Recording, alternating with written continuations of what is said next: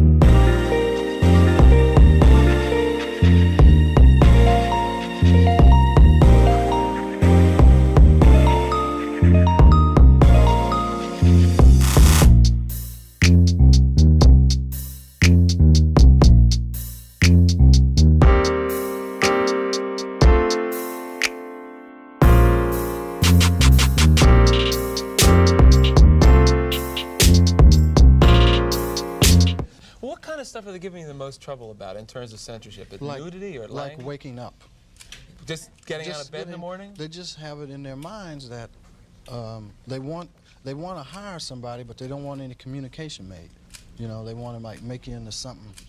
I don't know. It's like, I guess it goes into white homes. They're worried about that a lot. What do they? Yeah, you know, it's funny. Gwen Barrett, our associate producer, or sometime producer, is black. You know, and Carmen Matias is You Hispanic. have to be colored to be on television. You can't, yeah, colored. Yes, you can't be black. You have to have a little colored in there.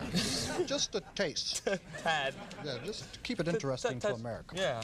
Well, she said, we were talking about your humor, that your humor offends white people, and I'm not that easily offended. Like, I'm not coming from a spot where Richard Pryor is going to offend me. I think you have humor that makes us see a lot of the truth and laugh at things we wouldn't normally laugh at. I think that's part of what you're doing.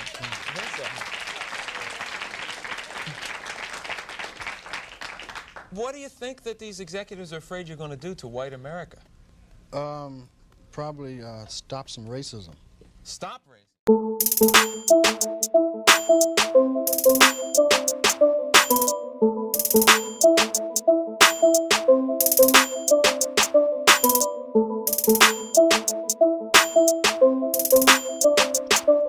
Hello.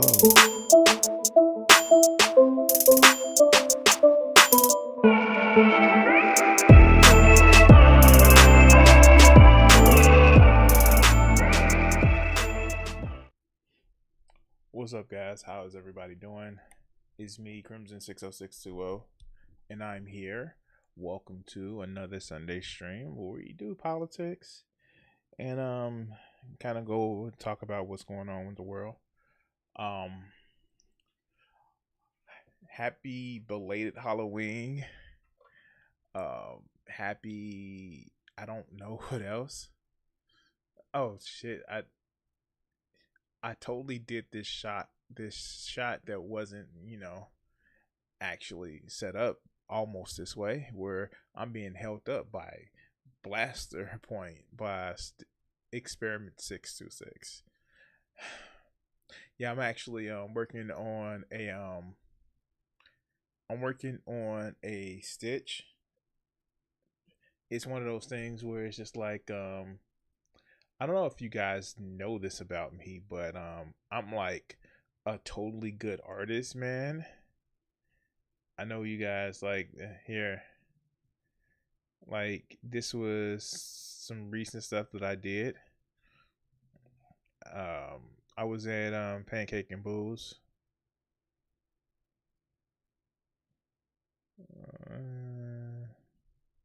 Let me see something.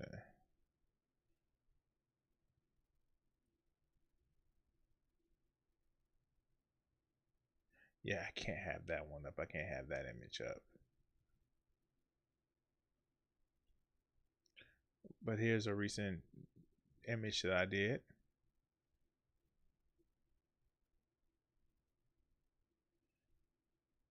Another one that I did. Like I was trying to figure out if I wanted to do which version of Stitch did I want to do. Either like the traditional, dopey koala look. And of course this is Astrobot. So yeah, I was actually doing doing some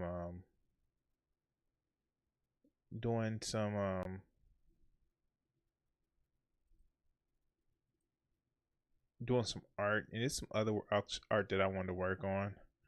Um, not quite as up to date as I wanted to do. I wanted to do some like extra Halloween art, but I can always make a sexy woman sitting on the pumpkin art at any time. And I kind of like have been on a tear of actually doing art where it's been the 18 by 24, but that's a big drain on my resources because you guys know I use marker. I use marker whenever I do my art. I don't use paint, and I use some color pencils when I'm trying to cover up certain things, but I mostly use marker, and that's how I get the look that I actually try to go for. Anyway, anyway, what's up, guys? The election is like 2 days away, and it is not looking good for old Team Harris, where it should be evident that somebody who didn't want to give up power shouldn't be running for the main office to get more power. It's just really weird. And I actually do blame like the online left with what's going on. The online left is just, it's trash. And I don't understand why it is the way that it is.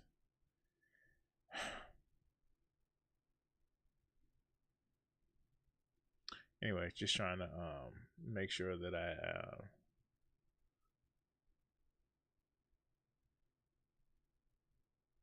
actually make sure that everything is running as it should be.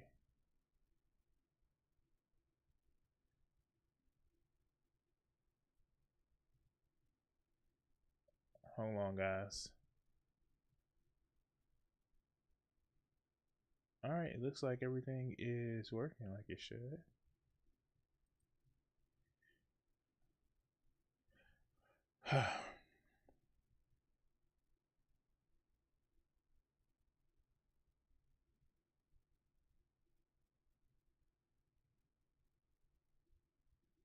Hold on, just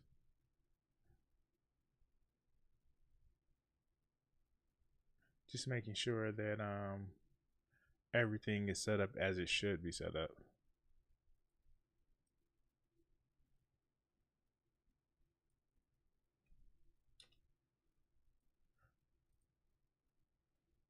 Okay. That should refresh chat. Cool. Because I want to see what you guys are saying. Oh god. I don't know how much I'm gonna get through today out of my plan, but I I want to actually get through a few videos today. So let's not waste much time. As with always, if you can help, like, share, and subscribe. Remember, I have a Patreon if you want to actually help with, helping the channel. Of course, I also have channel memberships. And why am I seeming like a little bit lower energy than normal? Well, I am a little bit normal energy, a little bit less than normal, but it can work out. It can work out. All right. Shall we begin?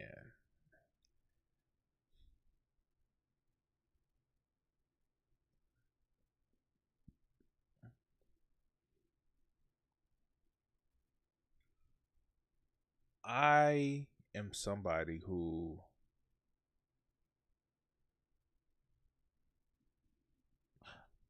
I think racism is a thing. and there's no buts about it. I think racism is a thing. And before you people who like, yeah, there's racism against white people. Yeah, I acknowledge that. There are people who refuse to heed the words FN or Friedrich Nietzsche. Those who fight monsters should take care in the process to avoid becoming them. And so there are a lot of people that, exercise racism against white people, Middle Eastern people, Asian people. There are, of course, the reverse. There are white people that exercise racism against all of them people. It's just racism is a thing that, to me, is lazy. You put forth effort to hate people just because of their skin color or what the heritage of the part of this globe that they had no choice in being. See, if I'm gonna hate somebody, if I'm gonna put forth the effort to hate somebody, I'm gonna hate somebody because of the shit that they do. I'm sorry, it's a little bit like, yeah, if you ain't doing nothing to me, why would I hate you because of where the part of the world that your people are on? What benefit is that is that for me? But there are some people that are so small in their thinking of themselves and so incredibly unaccomplished that the only accomplishment that they try is because they're this race. Not that they've done anything, not that they've actually played a part in the advancement of human culture. It's just, I'm part of this race, so I'm good. And to that I say, aw, you've accomplished nothing in your life to be proud of. Aw. And you see this, the way I respond to these idiots in my comment section. Because you part of this race, because you were born with this particular body part, because you like some other particular body part, you're better? No, poo-poo. You're just getting by on being the bar of being human. And unless you do some accomplishments, and it don't even have to be big accomplishments, but unless you do some accomplishments, that's all you are, a race. So it just puzzles my mind when people says, I hate this race because they haven't did anything. And I think to myself, bitch, you ain't did nothing. You're just hiding behind your race. And no race is blameless in their accomplishments or have not had any failures in their endeavors. So racism just puzzles me. It puzzles me. So that being said, it exists. And for you to deny it, you must think that you're one of the good ones. That being said, I came across this video a couple weeks ago, and I've been looking for an opportunity to have, not the opportunity. I've been looking for the patience to sit through this video because this video is an hour long, and I'm not saying anything to the quality of it. I actually haven't watched it, but it's an hour long to discuss something new. And you just discovered Tuesday. That's it. It's just Tuesday. But let's hear how this gentleman was wrong about racism, and let's see what he says. I may be wrong. But did he have his Negro wake-up call? Or his Negro wake-up moment? Let's see. Shall we? Yesterday, I experienced an act of discrimination that I haven't experienced in a long time, especially since... What? No, I wonder why. Being here in Texas. And it got me thinking about a few things. Now, when you figure out what I was doing and what I was listening to, the irony could not be more ironic. But before we get into that, have you guys heard about the movie Am I Racist? It's by Matt Walsh and the people from the Daily Wire, and it dropped last week. And if you're not familiar with the Daily Wire, they are a conservative news media corporation. Wait, you're telling me the one that has opened up has had very bigoted views that's been barely disguised, almost if they were whistling to a four-legged animal, may not be good on race relations? What? No. All right, let's go. Popularized by Ben Shapiro. Candace Owens was once there. They now have Jordan Peterson, and they have this guy, Matt Walsh. They have other people, but if you guys know them, then you can put them in the comments. And I became familiarized with the Daily Wire during the pandemic because they were one of the only organizations that were questioning, rightfully so, things that were circulating around the pandemic. I just, as somebody who wasn't even trying to politicize it, saw a lot of contradictions in what was being said. In the beginning, everybody was terrified and they're saying that everybody's going to die. And then it was separate by 6 feet because that's what's going to help. And then it was actually just don't go outside. And it was just too much stuff going on. They're switching. So wait a minute. See, this is the problem with a lot of these conservative black people. This is a problem with a lot of Americans. It's this thing called science, things that we test for, that we know is a thing, things that even if you're a layperson, if you learn the science, you can take these things called numbers, which are objectively real. And I don't want to get to the whole thing, is math real or we discover it? No. You know what I mean? And if you're at the level where you have to, when you're saying, did we discover math or we did invent math, you're already past the point. Numbers are real. But it was, things are going to happen if we do nothing at all. If we do some things, some people are going to expire. And if we do all of these things, we're going to have a very low. We did some things, and that's what happened. And you know what? They were right. Scientists were right. I know people think scientists are these big, giant walking mountains of hubris. You watch too much TV. Hell, I watch too much TV. But they tend not to have egos because their reputation is on the line. But let's go. Information, they're changing information, and the people that were telling us to do certain things weren't doing it themselves, and they're getting caught, and there's money flowing around, and there's George Floyd and Brown Taylor. There's too much stuff going on. So I started listening to the Daily Wire after having, for most of my life. What did George Floyd have anything to do with that?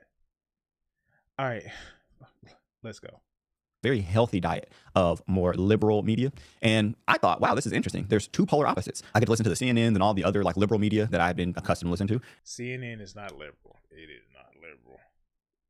CNN is demonstrably try to be centrist. Not, my thing, and I've had this conversation.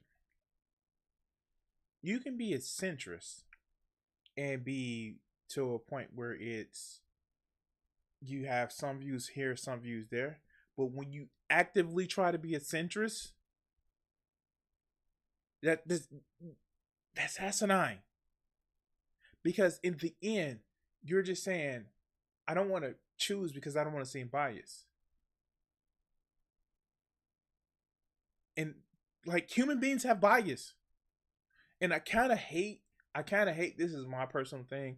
I kind of hate this whole idea of this belief is right, this belief is left, this belief is right, this belief is left. God, have a morality compass instead of a political compass. But let's continue.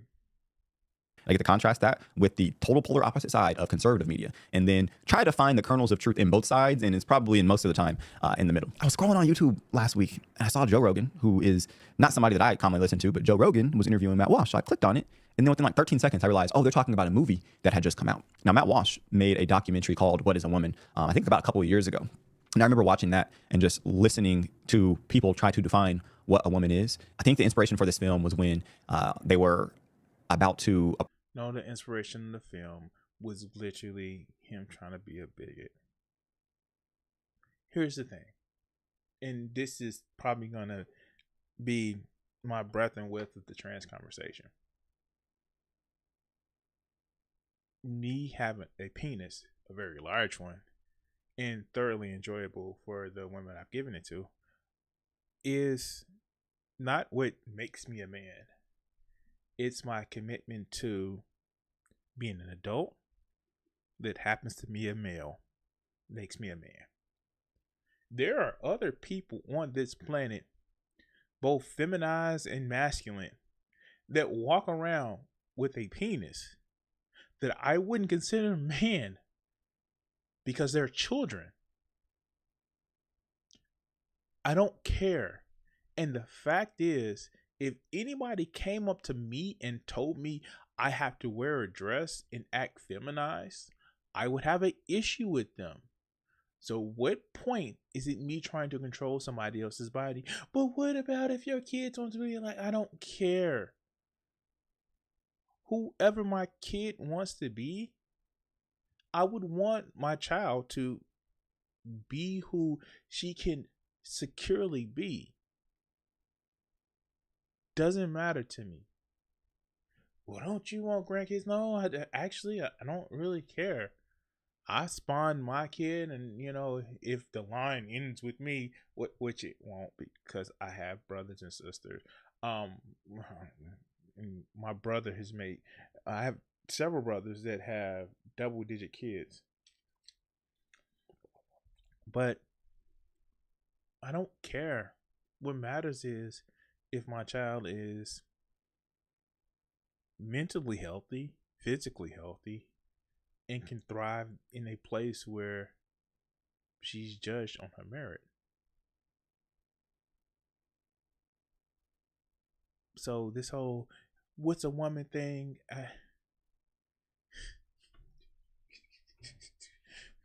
ask Ben Shapiro. Of course you can have a small penis and still get laid. All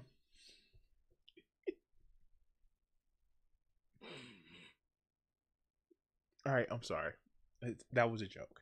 But no, I don't care.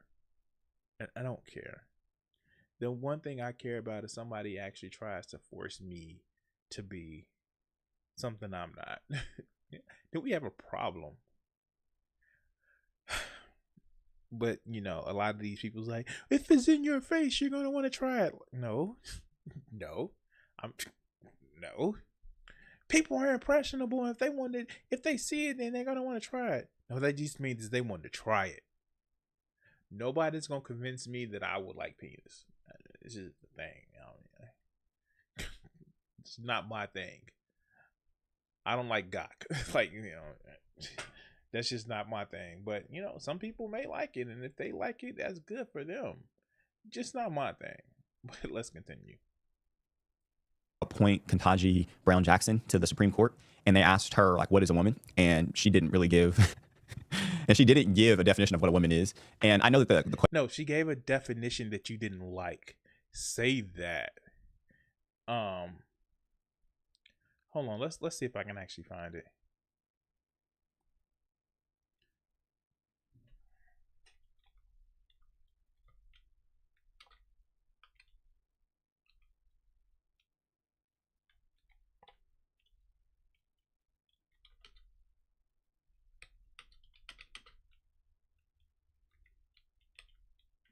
Let's see if I can find it.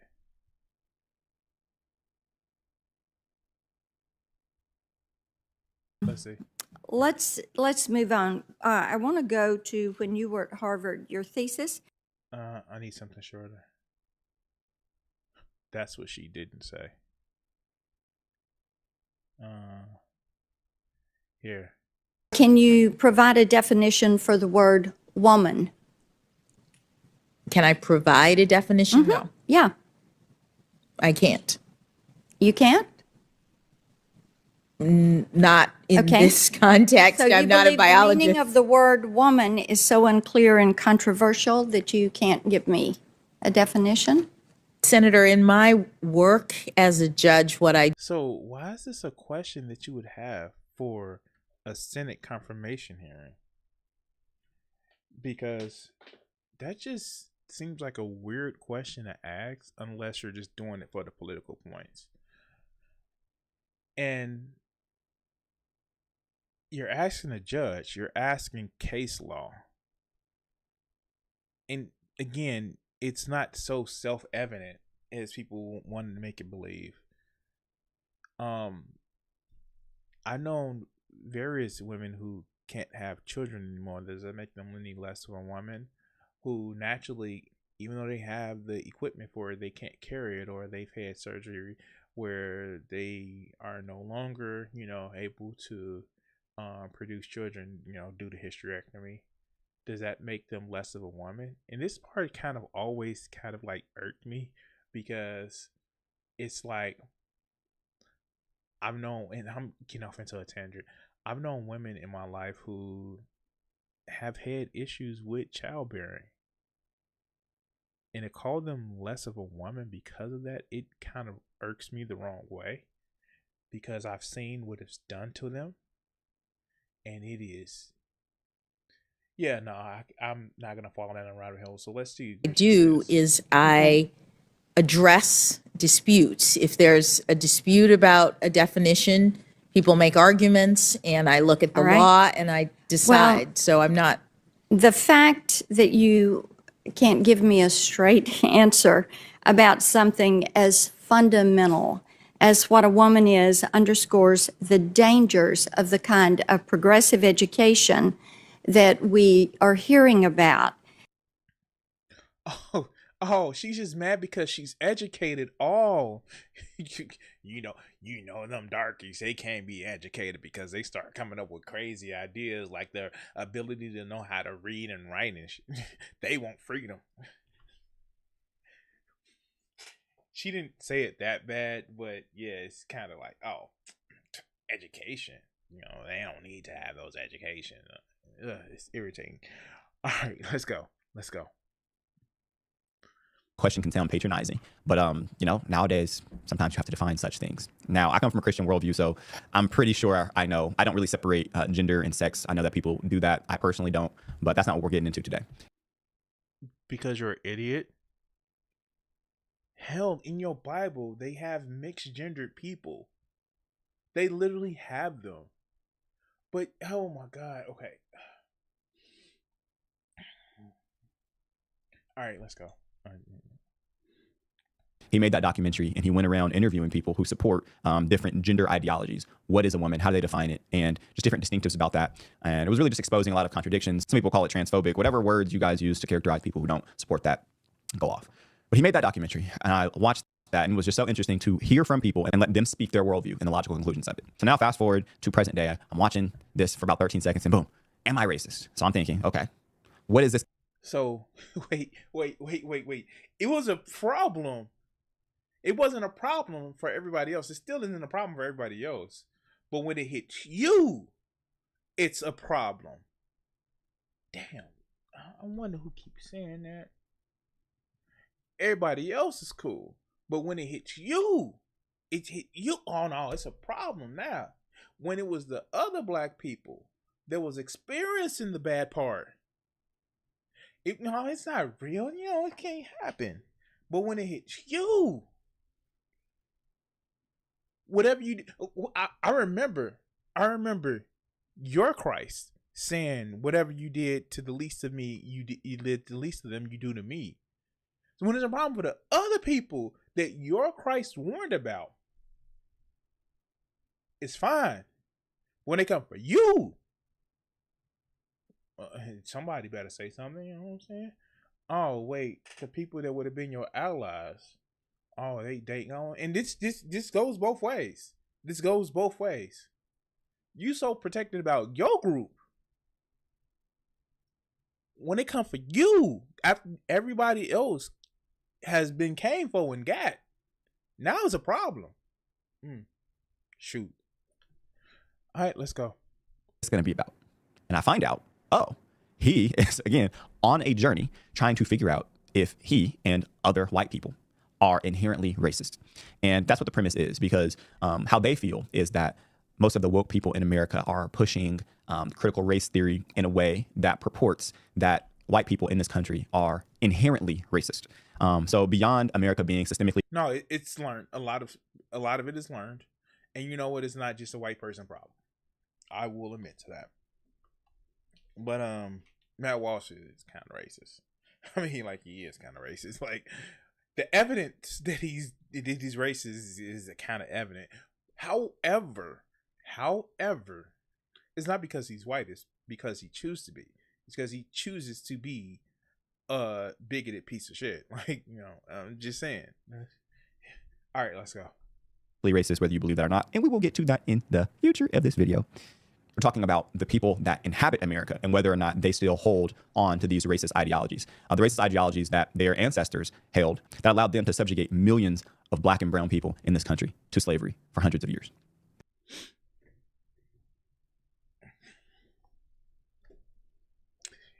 I was having a conversation with somebody less than a week ago. I literally had a conversation with him. And one of the points that he made was, when I was growing up in Chicago, this was a racist neighborhood because a lot of the people was like, oh, the black people are starting to move out this way. Keep in mind, early in the conversation, he says, well, these people from south of the border is coming up to take our jobs. And they coming like making a whole spiel that you hear. And I asked him when he brought up the racist part that he was living in. I was like, but isn't that the same way you're describing the people that come from Central and South America and, you know, live among us? Well, that's different. We're Americans and they're not. They don't see it. And it's not because they're white. It's not because, no, it's literally, they have been conditioned not to see it. It's really not that hard to believe that when they feel that they're attacked, and this is one of the problems I have with the online left, that constantly, they're pigs, they're this, they're that. No, talk with them. And if you can't talk with them, don't get online and cassinate them. Just talk with them, because they're white, so they're racist. That's stupid. That is literally really, really stupid to do if you want to advance your political means. Yeah, CRT is a graduate level thing. But you know what? The problem with a lot of the people that are laymen that actually hear it, they're triggered by it because part of it they feel is right and they feel attacked. I'm not saying it is right. I'm saying they feel it's right and they feel attacked. If you don't feel attacked by it, if you can't say, no, I'm not, and leave it at that, then you probably feel like you're being attacked because you feel it's true.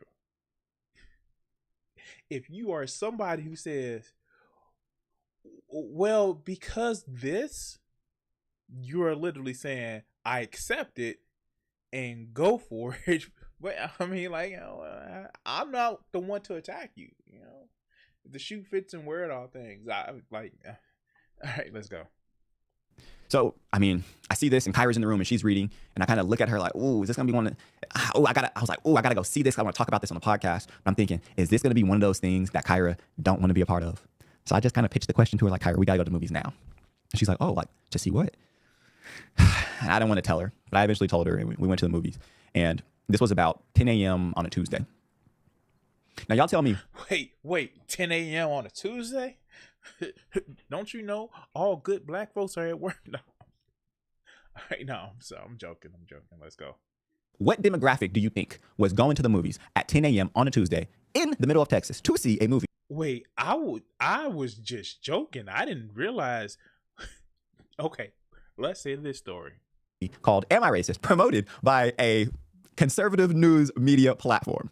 You guessed it. It was some middle-aged and older white folks in there, and one Asian guy and two black folks, being me and Kyra. So we get our popcorn, and we're talking to one of the employees, and they're just like, I was just joking. Oh my God. Now, it does say something that the majority of the audience that he's describing, and I understand this is an anecdote, are people looking to reassure themselves that they're not. Because everybody sees racism as this big overarching evil and makes you a bad person because people are concerned with not being bad people. I say it's a skill issue. To be honest with you, I think it's people being racist is being lazy. So I don't see them as necessarily evil. I just see them as lazy and fearful. But there are people that says it's evil and something is just objectively evil. It gives an excuse to linger and be excused and not try to fix. But hey, maybe I expect more for people. But let's continue. I've heard this movie is like super good. And I'm like, I bet you did. So we get our popcorn and we sneak into the movie theater and we amble on up the stairs and we go to the very back and we're just posted past this white woman. She got her feet kicked up. You in the back of the theater like you're supposed to be. Okay, I'm joking. Let's go. And everybody, it wasn't a packed theater, y'all. But I'm just like, I don't know what to expect. I don't know. Like it was awkward. It was awkward because if you even know about this movie, you probably are watching the Daily Wire. And I know that some conservative rhetoric can house a lot of closet racist people. I'm just saying it can. So I'm like, man, what's about to happen? But you know this. But okay, let's go. This theater, how do people about to be acting? And to my surprise, that was probably one of the funniest comedy specials I've ever seen in my life. But in the very beginning, I started looking at Kyra like, wait, I always say that I'm not woke.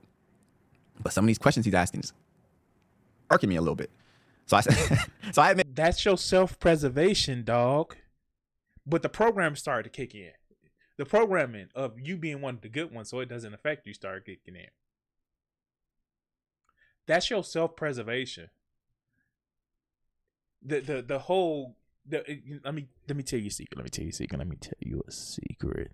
The whole stay woke thing is not a woke because black people. I know a lot of people on the conservative side like because black people, because gay people, because trans people. No, it's you need to stay woke to what's around you. You need to understand. You need to know that you're in a dangerous situation. There's a lot of people that participated in lynchings that didn't think they were racist. They just thought, well, this is it's the way things have been done. You need to stay woke. Keep your head on the swivel, dog. The fact that you have to understand that, yeah, some of these questions are making me a little bit uncomfortable. That's your fear response. Like, oh, I'm in a group of people. Not just because they're white people, because I want to kind of correct that. I'm in a group around white people that don't feel that they're racist, no matter what actions that they take. That's the whole. Why did a group of y'all just go and kill this one person? Well, I wasn't here when we killed her. I wasn't here when we killed her. Like, I just did what they did. I was just over here. I was just part of the crowd. That's where you're at right now. I think I need you to let you know is you're in a place where they don't think that it's something bad that is bad about how they feeling. If that's apathy. We just need to go along with the crowd. And that's the problem. It's that one super racist asshole and everybody else going on with the crowd. That's a worse situation. And that super racist asshole is Matt Walsh. But let's go. I am a pretty woke conservative, which is an independent, y'all. I see merit on both sides. In the very beginning of the movie, he was asking some questions about the black experience that I don't really think was landing the way that he thought they were going to land. And maybe it was because he was saying because they were stereotypes. Because they were stereotypes.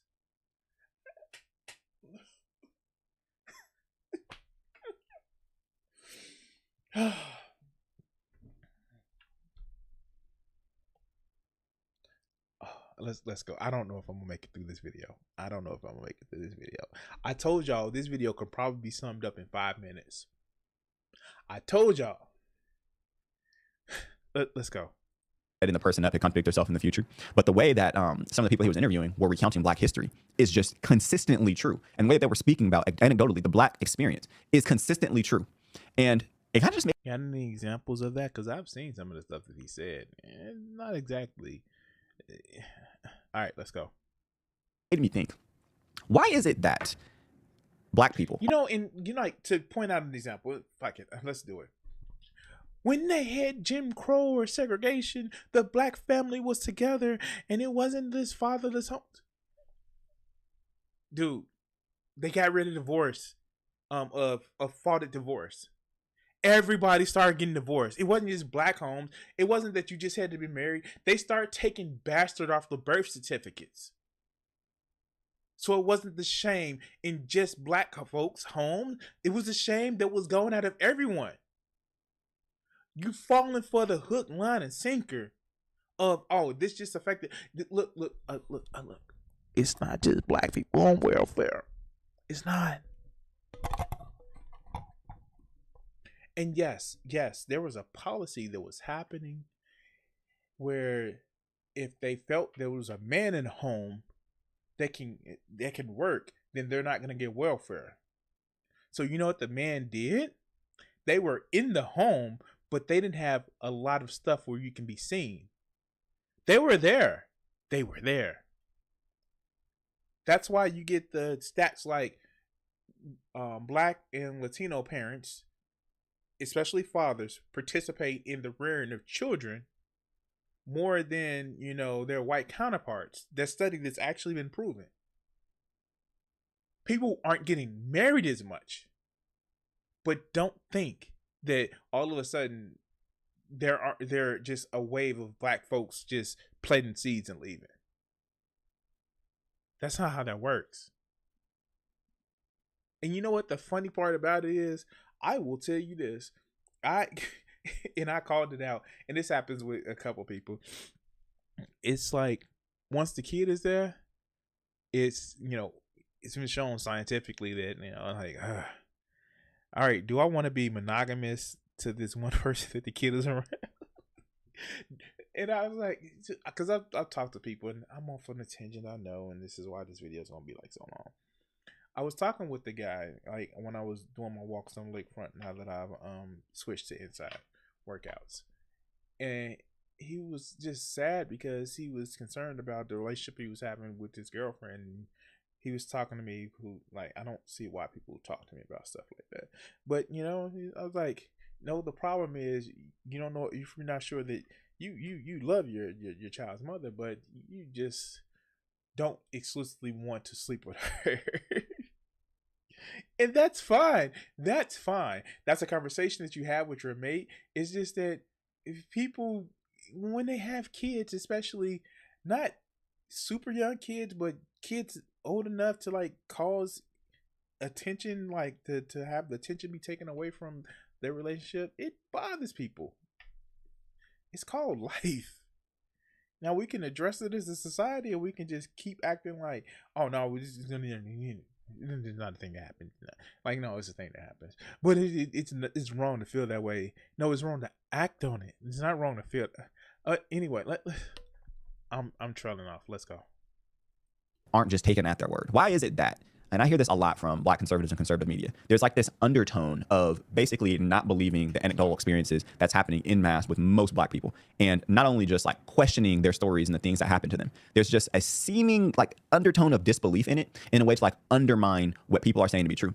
And because it makes them feel guilty, whether they are or not. And again, it's not for me to castinate a whole demographic of people of them being that way, but it makes them feel guilty. It makes them feel like it's wrong that I feel this way, that I have a non-belief of this one group of people's experience. Are there some people in every demographic that take their experience as extreme persecution against them, and then they, propagate that feeling that it happens to everyone the same exact way? Yes. Oh, definitely yes. But it is not just, oh, they're making it up. And it's not a basis of that in reality. But let's continue. No, I'm not somebody who's just overly sympathetic, but I do think that there's a place for empathy, even biblically. And I think that sympathy can be taken advantage of. If you're looking for somebody to pity you, if you're just looking for that sympathy, you can take advantage of people, right? But empathizing with... That's exactly what I was just saying. But you should literally have empathy for people. Meeting them where they are, hearing their stories, and understanding that whatever they're saying to you, whether it is factual or not, is real to them. How do we meet them emotionally and help them process that? Not to be manipulated emotionally, but to help them process that. Because I think way too often, people who are sharing their stories about the racism that they've experienced, the discrimination that they've experienced, like the one I'm about to share with you, it's just kind of written off. And I think because the people who are writing it off have never experienced this very subtle discrimination, they just don't know how it makes you feel. But when you add that to the history of this country and the anecdotal experiences of Black Americans en masse, there starts to be way too much evidence that is suggesting something that is way too easily looked past. And I know this is sounding a little woke. I've been reading a couple books side by side. One is called American... Wait, no, that's not woke. That's... Look, here. That's what your religion actually tells you. I know. Like, it's co-opted to like preach this American Christian nationalism, which is inaffable to what your whole religion is supposed to be. Even if we, contradict what Paul says, because Paul was a zealot. We literally address what you believe is your gospel. Actually says that. That's what I mean. Like, if you go to the Old Testament, like, that's a different story. Because, it's definitely nationalism. Would be considered nationalism vibes in there, but still, your gospel actually preaches that. But let's continue. Rascal, and it's a biography about the life of Jay Gould, who was an American business magnate in the late 1800s. He was born in 1836 and he died in 1892. He was one of the original robber barons of this country. He had some very unscrupulous business tactics. He was lying, he was cheating, he was stealing, he was manipulating markets. He was a railroad magnate, and I hate to use language that nowadays we glorify with people who are billionaires, but this was not a very upstanding guy, but he ended up being one of the richest people in the late 19th century. Wait, what? A billionaire, somebody who was exceedingly rich for the time, was just doing some underhanded stuff? What? No. Are you telling me you couldn't morally become somebody who was super rich? Be it billion or at the time millionaire, multi-millionaire. You have to do some unscrupulous stuff to get to that level? No. This is what I hate about the online left. They acknowledge the evilness of rich people, but they don't acknowledge that, it's not just because they're rich, it's because they do stuff to get to that. All right, let's go.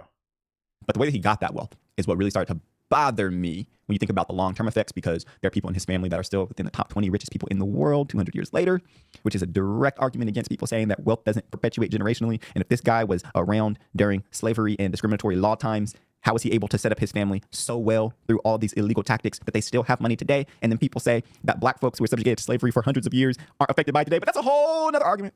I wonder where he had this awakening. I'm sorry. You had to experience racism to have this awakening. You had to question. You start questioning this as soon as you realize that you had your Negro wake up moment. You had your Negro wake up moment. And you had to start questioning this.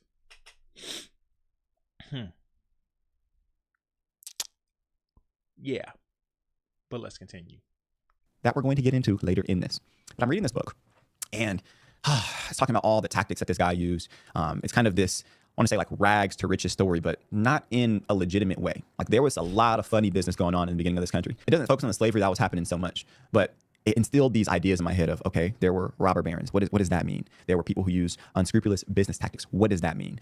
How were these people that we name streets after and praise? How did they actually come to prominence? It talks about Vanderbilt and James Fisk and all these other business magnates and the things that they were doing. And I Pay people slave labor, worked them like dogs, cheated on, if they could, taxes, cheated on paying other business partners, like you name it, using brute force like the Pinkertons. Like, we have this in history. We know what they did. All right, let's go. almost sounded like this was like historical fiction. Like I couldn't believe the laws they were breaking, the depths that they would take, capitalism, in their greed, the things that they would do to people, the wars, the many skirmishes they would start at factories in order to maintain power and money, the way that they would influence politicians and judges and presidents, all for some money. And this started to make me think, oh, it's that greed that leads people to evil. When they say Wait, wasn't it in the book where they said the love of money is the root of all evil? Like, all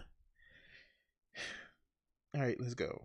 Money, when the Bible says that money is the root of all evil, it's the greed that's under that allows people to have a cognitive. No, read your Bible. It's the love of money that is the root of all evil. I need you to read your Bible. Please.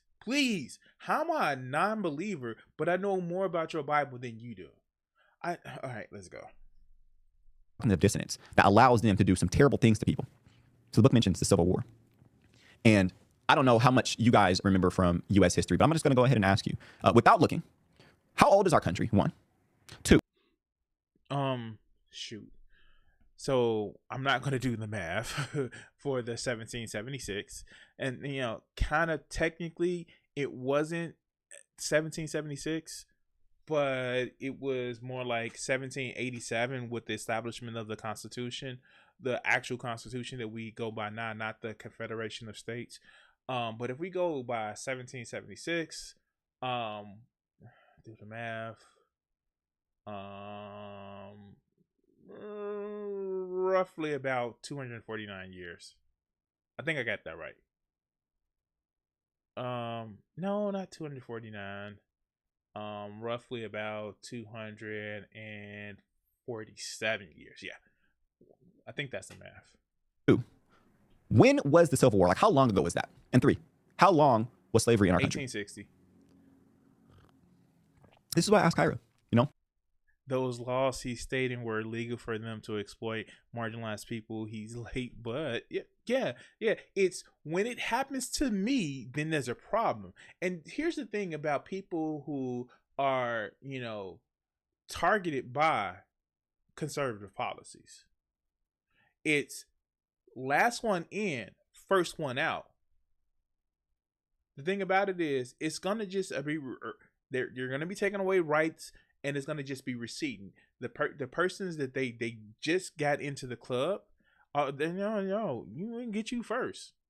Then the next people, and then the next people, and it's gonna be rolled back, and it's gonna start getting rolled back so much that it's gonna start affecting white people. And I'm not just talking about the Italians or the Irish. It's gonna start affecting the Polish, the Germans, to a point where, and then even then, it's gonna be, well, this particular white people is not gonna be fun. You're not gonna be part of the group that leads or has any power or agency. You're not. All right, let's go. I just took a Texas history class at our local community college because coming from California. Oh, I pity you. You just took a Texas history class. I pity you. Let's go. The West Coast, like I need to be educated about like what's actually going on in the state that I led my family to. So I'm like, oh, of course I know this. I took. You went from California to Texas? I'm sorry. I know some people who live in Texas now. I just like what kind of like tarnished me from the state is like about 15 years ago where they had the murder of a black man by dragging him behind the truck. It may have been like 20 years ago now. But when I heard that, I was like, yeah, no, we're not going to Texas. I'm not going to Texas unless it's those big cities where I mean like they have like, you know, I'm not going to Texas. I'm not going to Texas. All right, let's go. AP US history in high school, and I took history classes in college. I'm like, I know this. So we're talking about it, and we're like, hold up. 500 years ago? 500 years ago the Civil War was? And yeah, slavery was like, maybe the country is like 400 years old, and then slavery is like also 400 years old. So Oh, you was stupid. Wait, what? You was stupid. Okay. Oh, you was stupid. That's what it was. You was stupid. All right, let's go. let's say the country is what, 400, slavery was 400 years ago, and the Civil War, let's say, is about 300, 400 years ago too. Nah. Y'all, the Civil War was 162 years ago. That's not that long ago. Because in the book that I'm reading, it referenced the Civil War. And I said, wait, but this guy is mentioning Vanderbilt and Carnegie and like all these other people. They're talking about manipulated markets in the early 1920s. And it's like, oh, it's because it actually wasn't that long ago. So I'm like, okay, how old is the country? So again, now I'm in the digital garden. Now I'm just chasing this rabbit wherever it's going. How old is the country? The country is 248 years old. I said, hold up. We have a young country. Like in terms of how long these different empires were around, our country is very, very young. So then I started thinking, wait, I started to remember some of the stuff I learned about the United States history from the California state education system. And I'm like, well, if the country is 248 years old and the Civil War was only 160 years ago, then that means that not my mom, not my grandma, not my great. Oh, I got some slaves that was in my family like 3 generations ago. Yeah. I want to welcome you to Earth. The atmosphere is mostly nitrogen, some oxygen, other trace gases, a little bit of helium and hydrogen. You know, mostly covered with surface is covered mostly with water. About 73%. Okay, all right, my fault. And then it starts to remind me like, oh, I remember my mom talking about growing up and being raised in Pixley and picking cotton. And then I hear my grandma talk about how she used to pick cotton, where she's from in the South. And then how her grandma grew up picking cotton. I'm just like, why was everybody picking cotton? We're in California. Did you have your Negro wake up call, dog? Oh God! Wow. He had it. He had his wake up call. Okay, let's go. America's not racist anymore.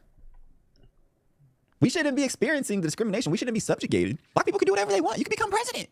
How? The people that I know and have spoken to, my mother on my dad's side, when I'm interviewing her about how am I hearing about all these black folks still picking cotton? And I was just like 7, talking to them. I can call my grandma right now. I can call my mom right now who's alive. And they would talk to me about them picking cotton for pennies. How could that happen? So I tabled it and I'm talking to Kyra and I'm like, look, you know what's funny? Here's the thing. Yeah, no, it's not. But I can swear when you do the math, I can swear that's still like 247. But I maybe I'm carrying the one wrong. Maybe I'm carrying it wrong because it just seems weird to me. But I don't know. But here's the thing. And this is what I kind of like get upset at black folks for. Like,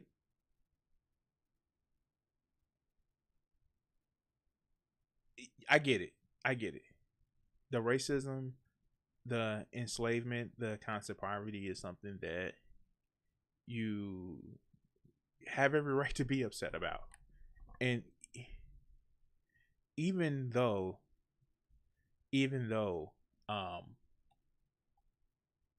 it's bad that this happened to us, and it's and this goes to a larger point. It's you know, we have we've really suffered as a community. But what makes me mad, what pisses me off, is the shit that was used against us as black folks. The constant low wages for your work, the constantly putting you in specific places. Black folks will turn around and do that to people from Central America and ostracize them. I literally saw, when I was living in the southeast side of Chicago, oh, these Mexicans are coming up and taking and lowering my property value. I saw a black person that was complaining that somebody else was lowering their property value.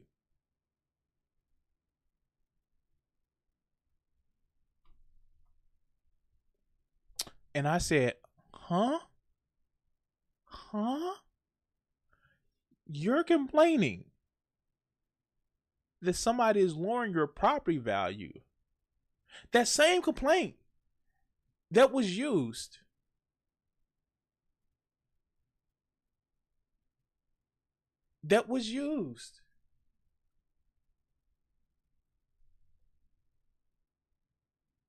against you when you was moved to the suburbs, or you when you moved to certain parts of the city.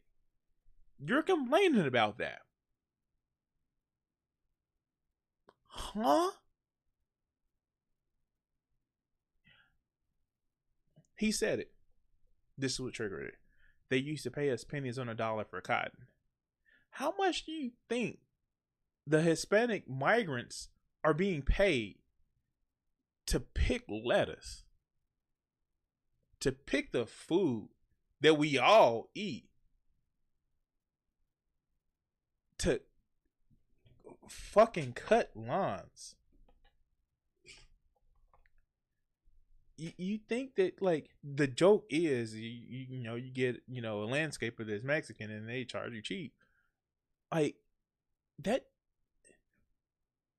You complain about this, but then say, well, we need to protect our borders for people that's not Americans. You know, you weren't considered American for a very long time, but it's a problem with you when everybody else being treated like this.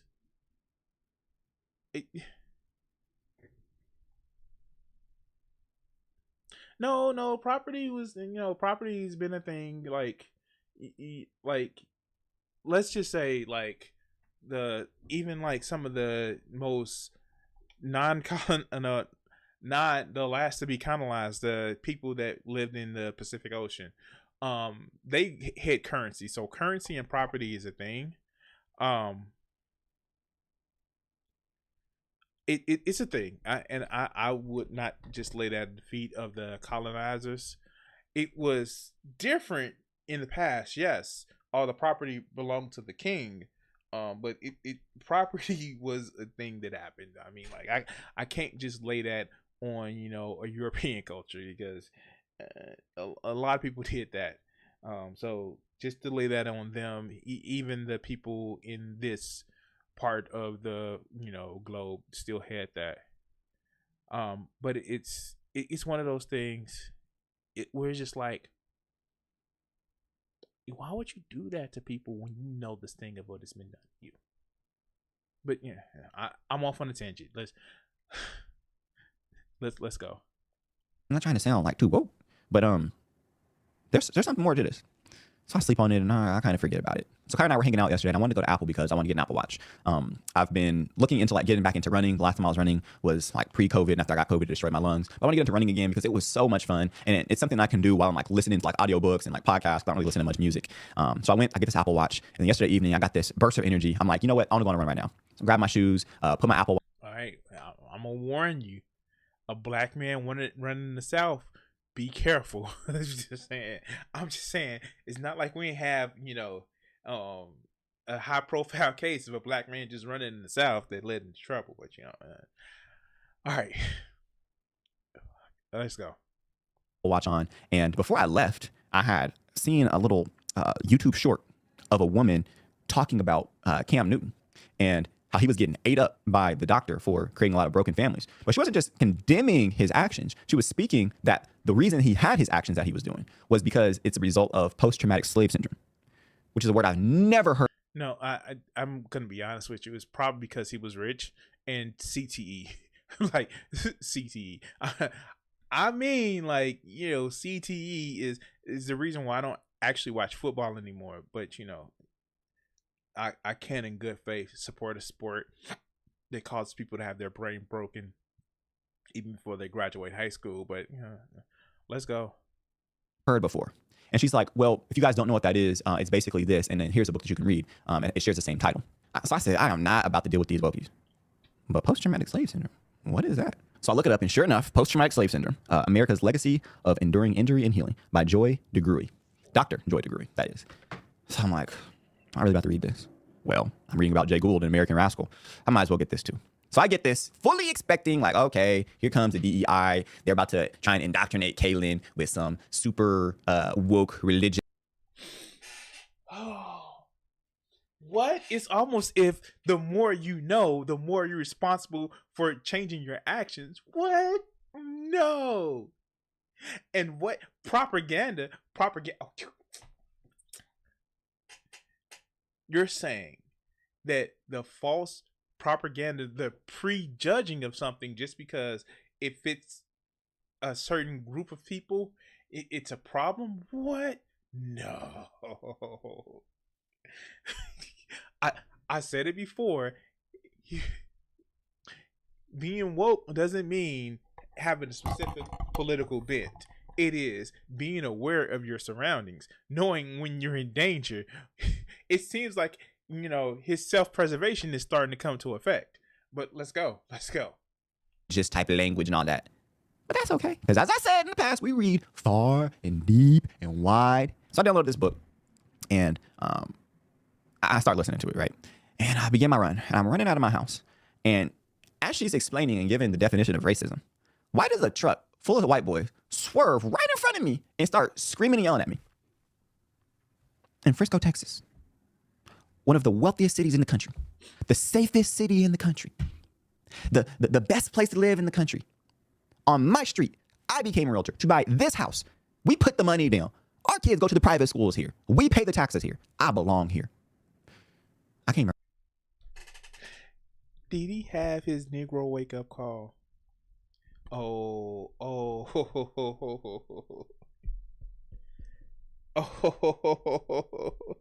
But you was one of the good ones, right? You just said it. You put your money down. You were the realtor. You said it. You dressed up all nice in the suit. You dressed all nice up in the suit. Got your coupe and everything. Well, you dressed up. But as Mr. Sean Carter said, he was just a what in a suit?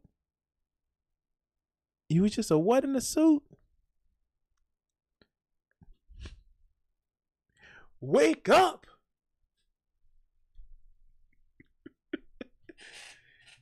But you was one of the good ones, right? And I'm not laughing at the guy's experience. I'm not. I was just like, my guy, you voted for the leopards.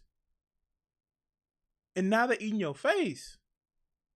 Your self-preservation is kicking in. And I'm not saying it is it is over an hour. That's why I don't think we're going to fix it. We don't finish it. I'm not saying specifically that all white people are racist. I'm not saying that. I'm not saying that,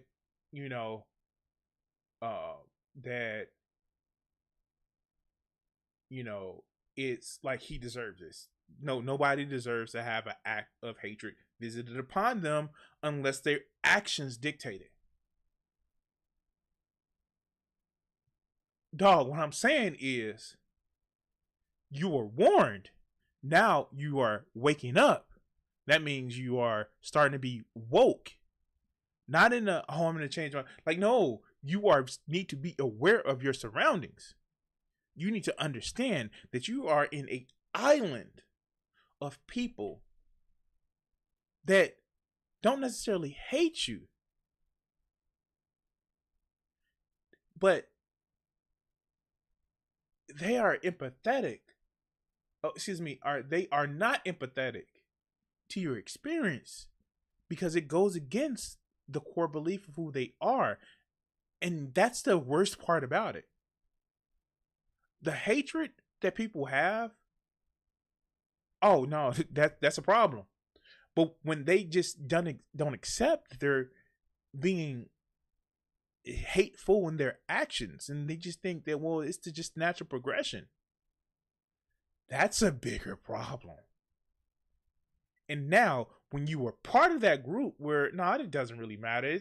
It was fine. And I wouldn't even say you were pushed out in the cold, but that door opened and you felt that cold breeze. And that's a problem. That's the problem. Because while you had that door open, you felt that cold breeze of the people that was out in the cold. You saw the people that was out in the cold. And that's what's waking you up. But let's continue. I ran outside my house without somebody screaming at me. I didn't even hear what they said. But I looked back and I could see there was a truck full of white boys. And they intentionally, we know streets are straight. They intentionally drove up, like swerved the car in front of me and started screaming and looking back. And I'm like, what are you doing? I don't know what they said. I don't know if they said anything racist. I don't even know if it was a racist act because they were probably kids, teenage kids doing silly things. I've done certain things like that. Being a teenager doesn't excuse you from doing racist stuff. As a matter of fact, I don't know what to tell you, but there's this thing called the internet, and a lot of people that are young say racist and do racist stuff. Well, it's internet, they can't really do anything racist, but they say a lot of racist stuff and push for bigotry. I play video games, I should know. But let's continue. But I'm like, what are you going to scream at a black dude with his shirt tucked in, not just tucked in, wearing Lululemon, AirPods? Like, I am the most unassuming looking person. I'm not here to threaten nobody. I was one of the good ones. I'm a good one. They're not judging you on your clothes, dog, but they are judging you on something that they can see is not your clothes. Why would you do that to me, of all people? I'm just on the street. Why? What would make somebody go out of their way to do that? Now, you say that to the wrong person, they're going to say, well, maybe they're just kids. Well, maybe they are just kids. I just said that. But am I allowed to say that maybe that happened to me because I was black? Am I?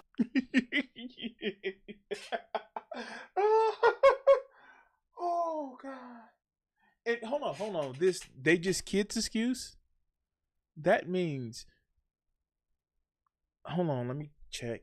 The value of that is, it means shit. It doesn't mean anything. They just kids. Doesn't mean anything. It doesn't mean anything whatsoever. Let's go. Am I allowed to say that that was an act of prejudice on their part to scream at me? Yes. Or am I subscribing to too much of the victim mentality to make such assumptions? Am I assuming an implicit racial bias towards them because they're just screaming at a person? It doesn't matter if I'm black. I'm gonna get to why I don't believe that in a second. But spoiler alert, those things happening in the South, especially 80 miles when they used to lynch black people, and 100 miles where they used to douse them with gas, mutilate them, and then set them on fire. Black men and women and kids. His self-preservation is starting to kick in. Yes. Now we can just get some of this for Myron and we'll be good.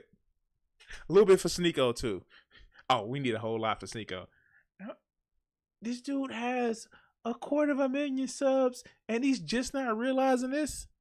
Oh, his audience, he's going to lose some audience. So he's going to lose some audience. Putting this video out, oh, he's going to lose some audience. Oh, God. Let's go.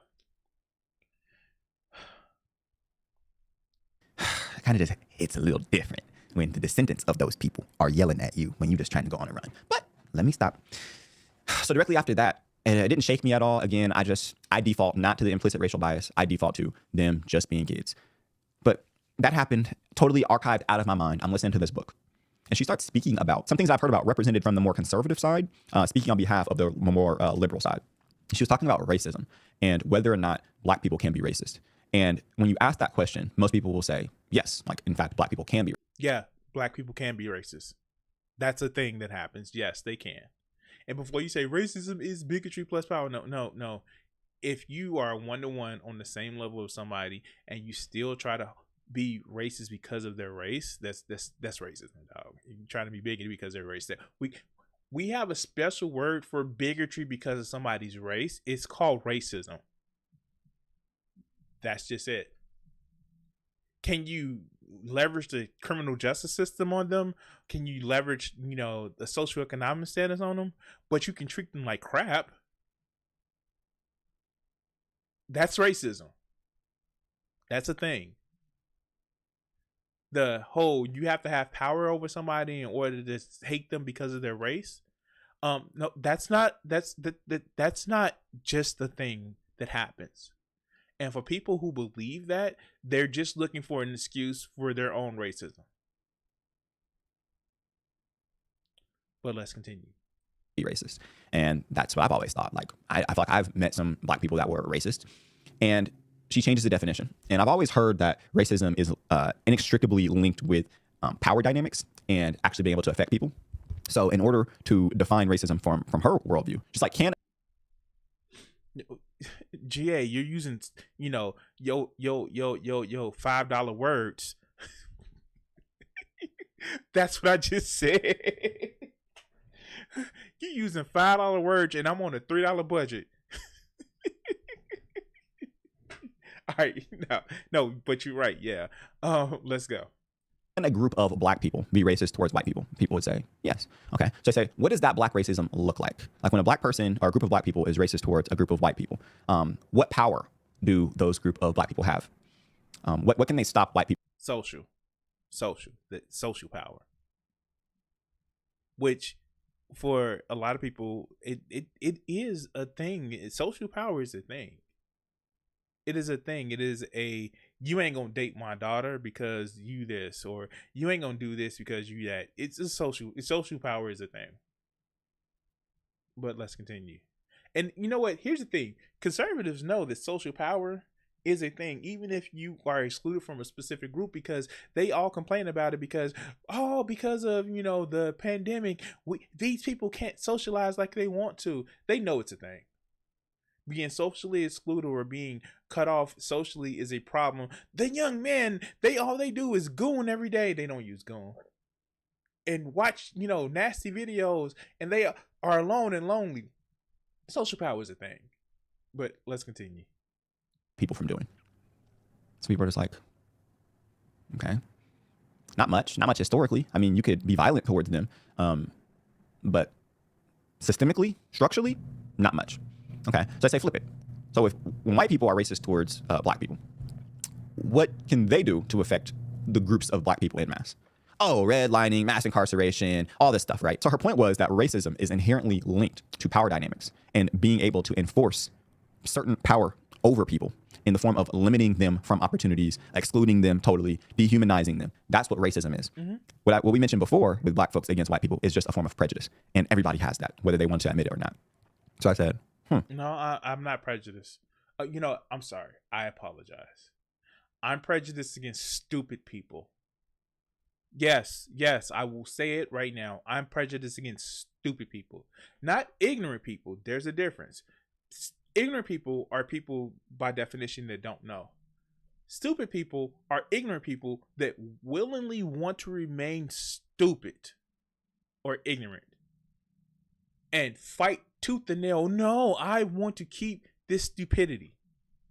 So yeah, I'm bigoted against stupid people. And yes, before you say it, that's just people. You humans are just... All right, let's go. And before even breaking that down, she just spoke about how it's just one human race anyway. And ironically, the people who are the most racist are going based off of faulty pseudoscience that was trying to find the biological differences between people based off of the pigment of their skin. And it's from their, quote, studies and wrong theories that they've extrapolated into thinking that black people are subhuman and that they are a more elite race. You have people that are constantly trying to cause division by trying to put themselves, it's one human race, but they're trying to put their race over another as a way to justify their mistreatment of them. And they have See, even he says it. You humans are bad. All right, let's go. Educated people en masse throughout history. And that miseducation has led to prejudice and discrimination that has perpetuated through generations and has informed our laws and has limited the opportunities of millions of black folks. That is racism. The other is prejudice. There's a big difference there. Not much of a difference as he's trying to put. There's not much of a difference. And the fact is, it's just racism. I'm sorry. It's racism. Social power that you have over people, even if it's in a limited amount, is still power. You saying that you don't like a group of people and that they're by definition just bad because that's who their makeup is. That's racism, dog. Again, I kind of like, okay, so one of the things that I'm starting to notice with this video is what he's saying is that he's swayed by the most he's swayed by the most persuasive argument, and he dives full force into it instead of coming up with a digestion of what's being said and actually coming up to it. Because it's no way, like, and again, I've like had issues with far leftists, and they're not really leftists, they're just want to make an excuse for their own bigotry. The people that's like, no, it's prejudice plus power. No, dog, you're being prejudiced because somebody's race is racism. It excuses the disdain that black folks have for white folks because they don't have any power. Like, social power is a power. If you walk around saying that,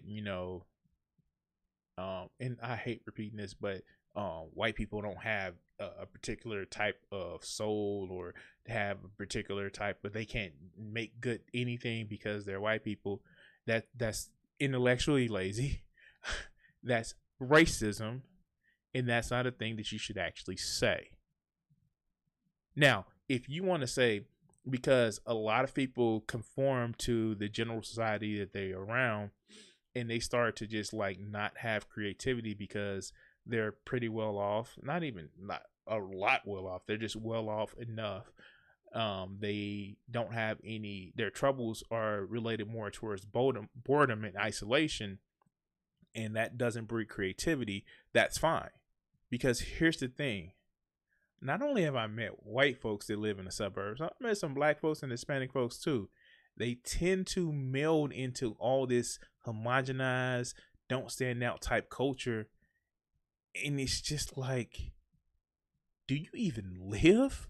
Dog, do you like it? It's like, okay, off in like another tangent. It's like,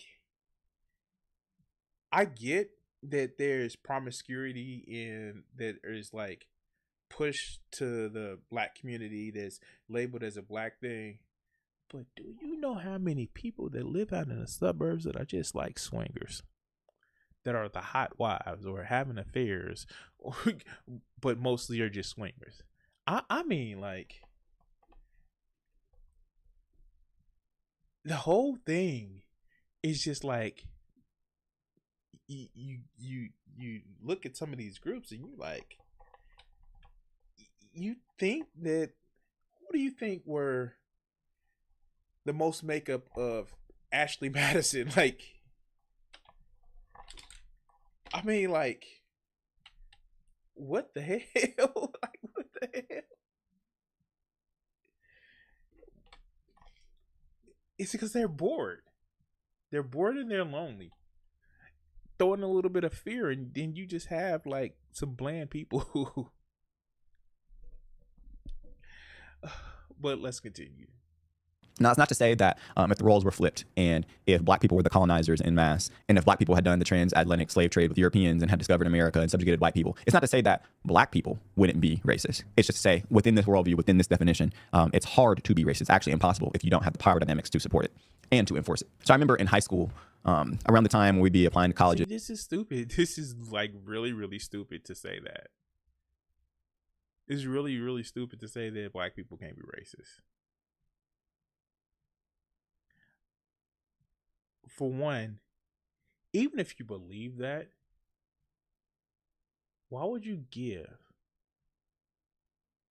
your enemies the tools to say that you're just being a hypocrite? I see the way you behave. I see the way you act. That's the same thing that you accuse us of being racist to do. You do the same thing. Why would you promote that? It's stupid. But let's continue. or just before actually, I remember going to Stanford with our Black Student Union, and you were only able to go if you could actually get in. And I was a pretty great student in high school.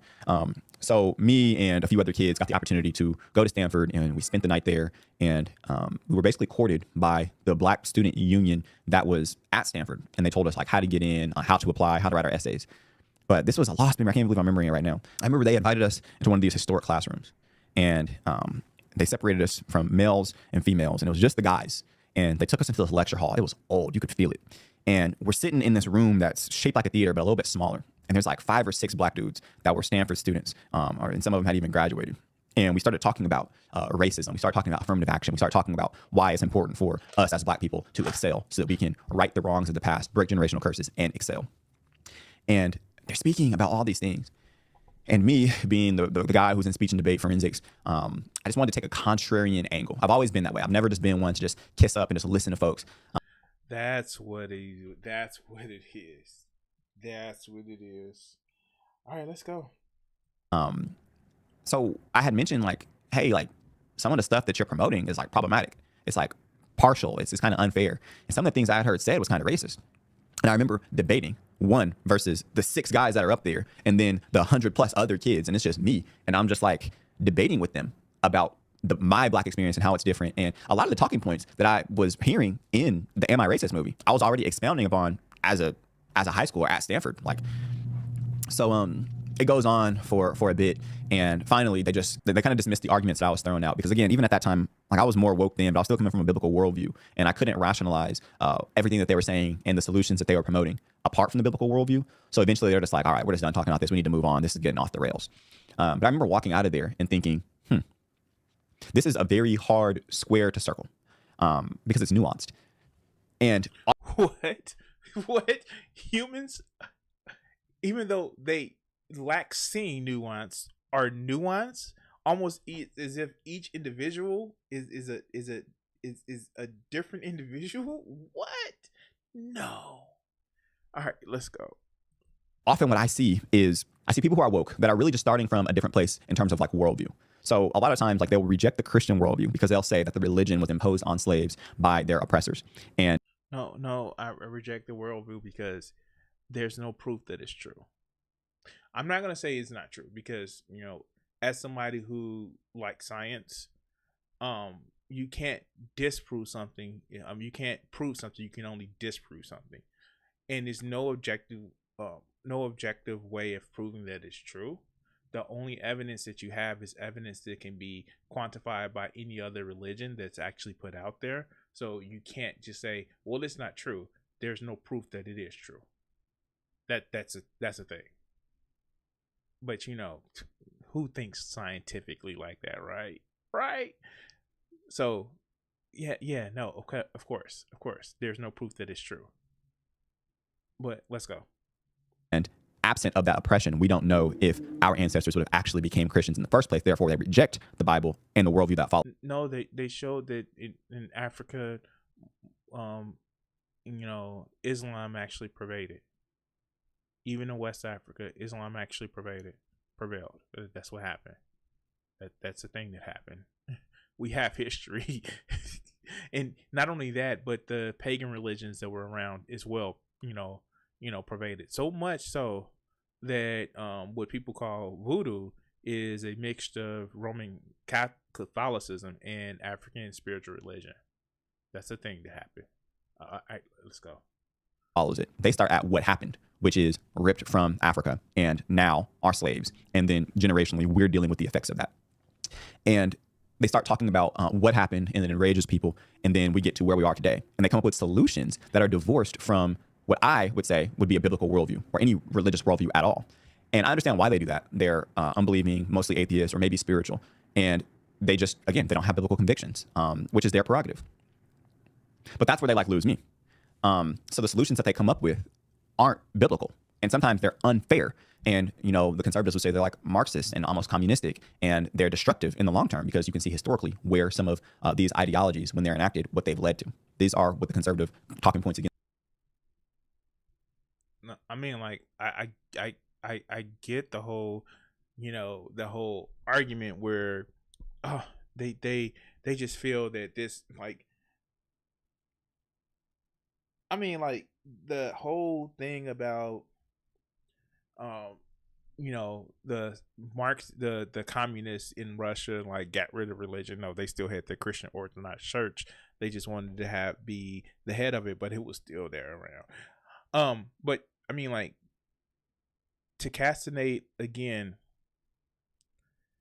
to say that, to throw that the non-religious, it leads to bad outcomes. I mean, like, we had the crusades. We know what happened with those. Yeah, of course, morality is subjective. It's subjected to the time and culture that it's placed in. But again, when your religion preaches objective morality, even though some of the things that were done in the time that your holy text was written wouldn't fly now. I mean, like, you kind of have to ignore those parts. That's why a lot of religious people, not just Christian, don't follow strictly to their holy book, and when they do, everybody considers them monsters. That's the thing.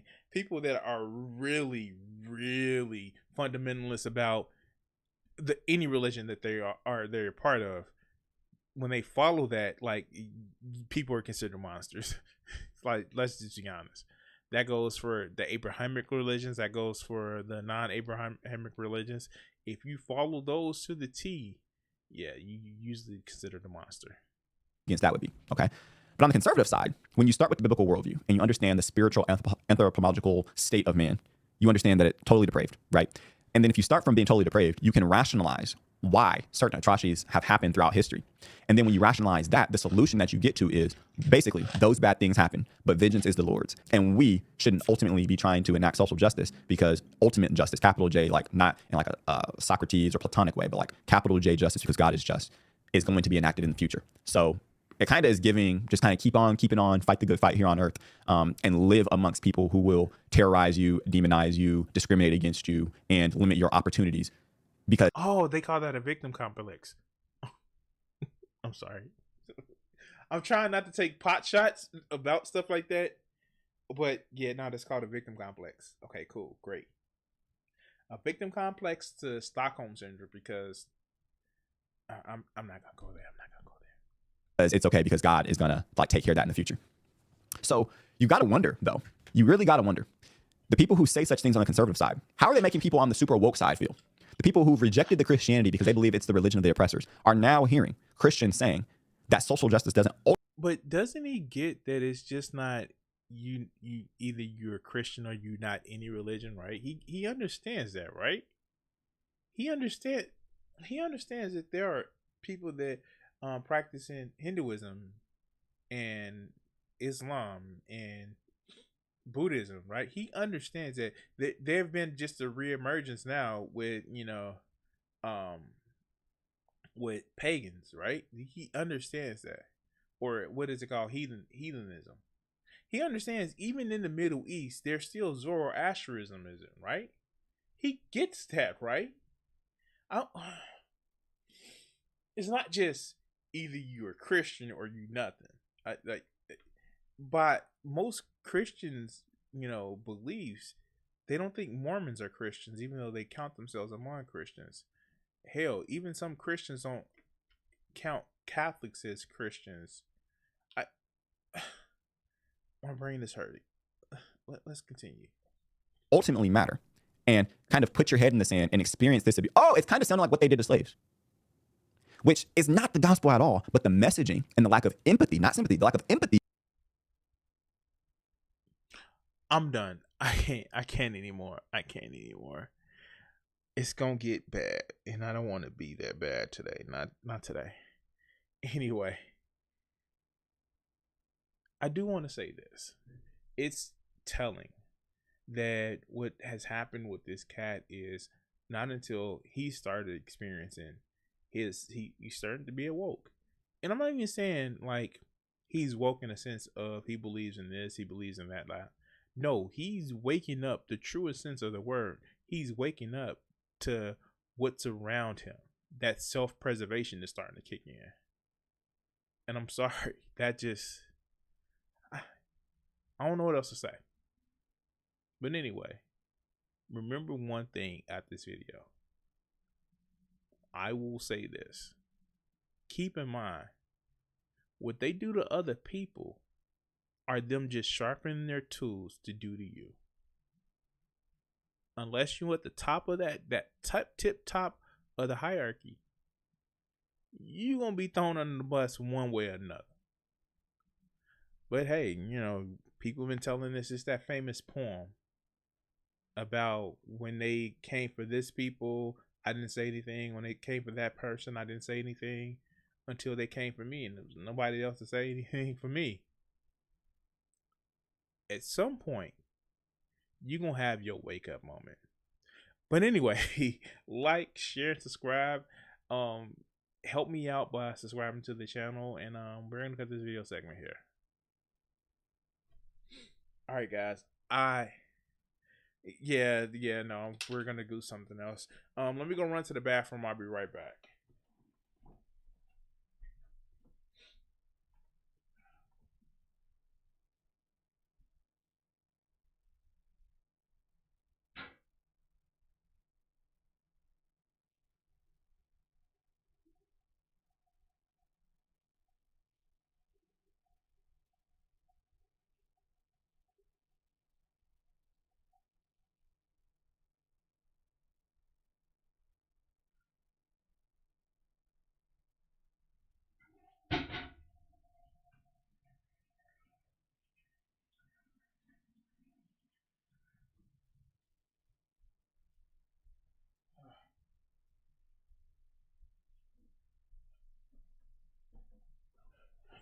All right.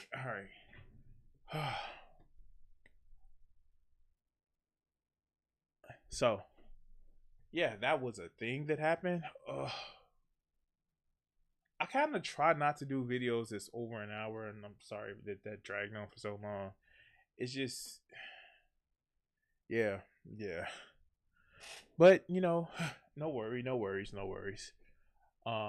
Thank you guys for sticking around, and of course, as always, if you have any comments that you want to throw up, get in the comments, leave a comment, say something. It is fun, it is exciting, and yeah, it's a thing. anyway, shall we move to our next video? All right, let's go. All right. You know what's funny? Like, I try not to make videos off of my own, like, suggested watching and stuff like that. But it's been some things that have been fun, and it's just one of those things which is like, I enjoy certain things, and like, I did actually catch the new Hell of a Boss episode, which was actually it was mid to me. It seems like it was just too much in one episode, although I see why people like it. But, what's funny is, like, shows like that would get the tag of too woke for people, because, like, it's just literally like demons and gay sex. Like, and you think I'm exaggerating? Like, no, seriously, that's like one of the big story points that's happening, and it's just like, it's just when Shani and Rev broke up. I saw the Geek Room talk about that. Ever since I left that community, not in a bad way, it's just like, it's been hard for me to get back into it, because it kind of felt like it's not picking on people, because, like, no, they were fighting back. It didn't feel like a this is gonna sound bad. It felt like beating up on the defenseless kid that's trying to fight back but can't, because they just swinging and swinging. Like, it's not even fun anymore. Not in the sense like they don't deserve it based on the abuse that they actually gave to their kids and each other. But it's just like you start to pity them, not like feel bad because you know, like just like why there are humans that live like that. I don't know that's sad. It's just like why are there humans that live like that when they don't have to? It's just like you're not even fun anymore. It's that if you watch Sword Art Online Abridged, it's that scene where it's just like, you know, after Heathcliff broke Kirito's sword and his spirit because he stuck it in his wife. Okay, if people know, if you watch, you know, it's just like it's not even fun anymore. It's not even fun anymore. God damn. You know what? That's one of the reasons why I like stopped covering certain people after I made a few videos about them in a row. Just like, I it's not even fun anymore. I can't right now. Even if they're like good performing videos, just like, how many times can I say you're stupid, you're a loser, you're fearful, you're hateful? It's just like, oh, it's not fun anymore. Anyway, let's get to our next video, shall we? So, well, before we start this next video segment, I do want to say thank you for watching. If you haven't done so, like and subscribe. And we're gonna get into this video talking about a interesting person on the channel.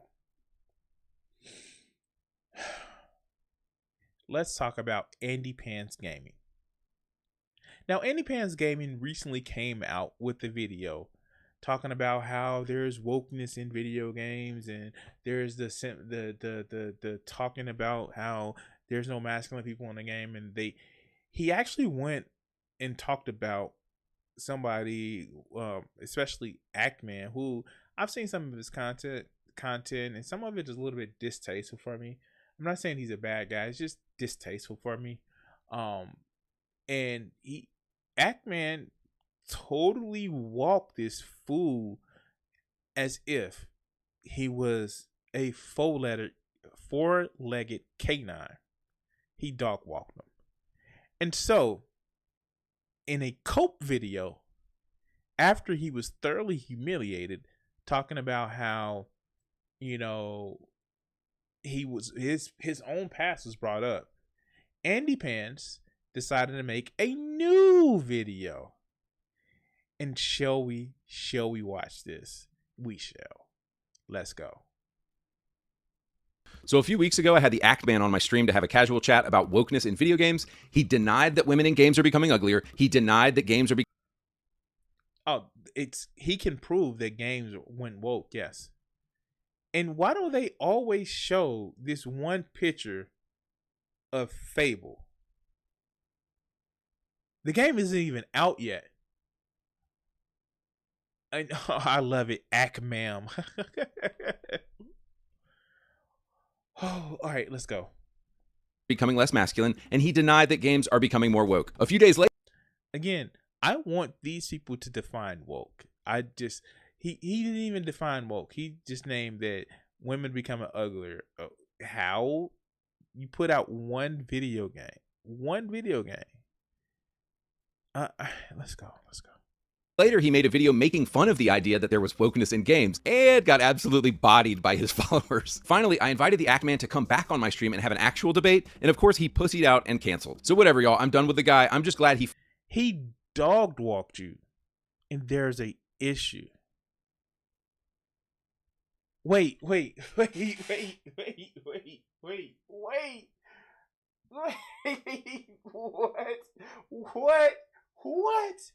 Wait, what? This is a got you feeling pretty gay at the Seattle Pride Parade. What is wrong with you? What is wrong? This is a got you, dog. Look. Let me tell you something. Let me just show something. Looky here, losers, because I know you guys are gonna watch it. Here's the thing. No parade, no video game, no TV show, no movie is gonna make you want to be gay unless you already are either gay or bisexual. It is not a thing. I personally will never go to a pride parade. Not because it's a pride parade, because it's parade. I just hate being around a lot of people like that. That's just me. But going to a gay pride parade will never make you gay. It will never make you bi. You are already those things. This isn't a got you, you idiot. I'm sorry. That's not how that works. That's not how any of it works. I don't know. Finally expose himself as the homo that he is. But the real thing I want to talk about Wait, isn't this guy who's doing this by himself? He said he was bi. Wait, what? What is this? 3rd grade insults? Wait, why are they showing a picture of a auspiciously toned guy at his abs? Andy Pants, is this the view that you want to have, dog? Is this the view that you want to have? All right, let's go. in this video is this simple question: are games becoming more woke? If you have your eyes open and have played more than one game in your life, it's pretty obvious they are. 20 most played consoles and PC games each year. 2004, 18. 2013, 13. 2024, 4. What does have? Oh, I can play as a man, or I can play as a man or a woman, or I can play as a woman. What? Wait, what?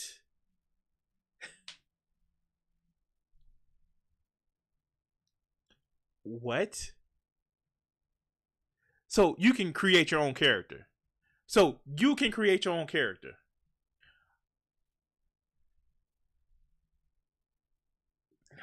First you pick this cherry, then that cherry, then this cherry. In a game, you can create the character that you want to make. And that's somehow woke. Is this even a real graph? Did he just... Wait. I got a source. My source is that I made it the fuck up. All right, let's go. But just in case anybody disagrees with this simple fact, I'm making a video to show you the most egregious examples of the woke cancer infecting video games. So first off, we need to Wait, is he showing this picture of what looks like a vampire? My man looks like a vampire. They weren't exactly the most masculine things ever. My man looks like show you like a vampire. He looks like a vampire. Wait. Is this what they get you mad about when it comes to gaming?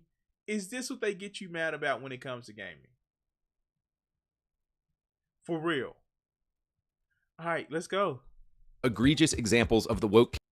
Like, he looks like a vampire.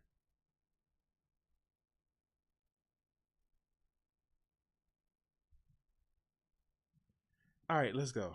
Cancer infecting video games. So first off, we need to define woke, because they always say that we can't. Ooh, a definition for woke. Yeah, let's go. Merriam-Webster defines it very clearly. Woke, politically liberal or progressive as in matters of racial and social justice, especially in a way that is considered unreasonable or extreme. Wokeness contains false ideologies within it. Marxism.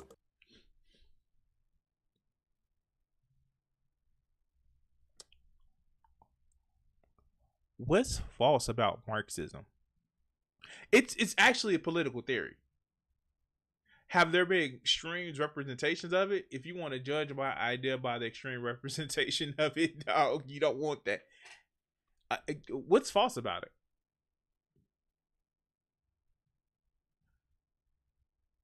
What's false about radical feminism? Critical race theory. What's false about critical race theory? Help me out with that one. Wait, there's no such thing as racist. Tell me you are the thing without saying that you aren't a thing. Seriously. Again, I hold the same opinion.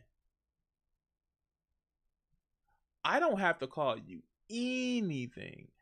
I don't have to call you anything. But if you are so incensed by a casual throwing out of a term against you, that you will make a multiple videos talking about how they have this in game, they're accusing of this in the game.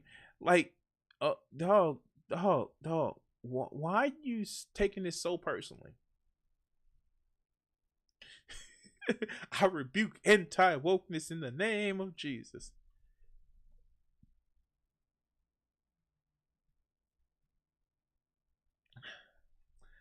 Okay, so GA, I'm gonna need you to understand one thing. Let a fat woman be the main love interest and they lose their insanity. GA, I'm gonna need you to do one thing. I need you to not invoke Vegeta in this video. We cool without him, but the mention of a fat woman in the video game, I mean, like, he's gonna come salivating. He's gonna come salivating. So let's leave Vegeta alone. We don't need to invoke him, okay? All right, let's go. Critical race theory, intersectionality, and many others. But what is wokeness really about? At the bottom of their hearts, woke people hate anything that is good, beautiful, and true. Woke people hate beautiful women. They hate masculine men. They hate healthy sexuality. Wait, what? Wait, what? I'm sorry. I'm probably what you would consider woke, but like I like me a beautiful woman or two. or three. I like me a beautiful woman or three. I just wow.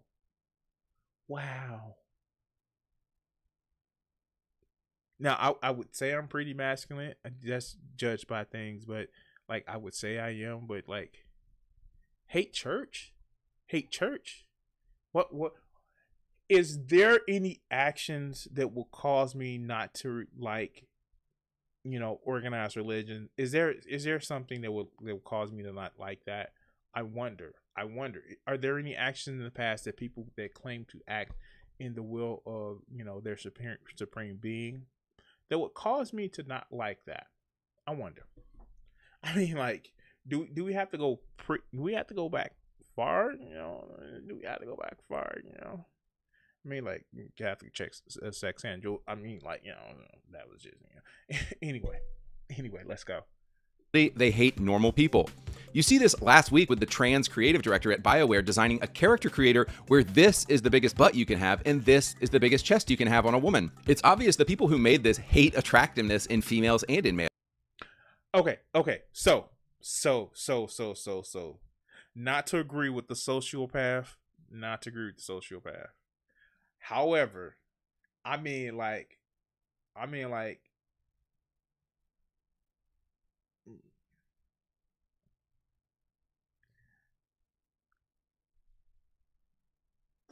gonna have to throw some D's on it. I mean, like, come on now, throw some D's on it. Like,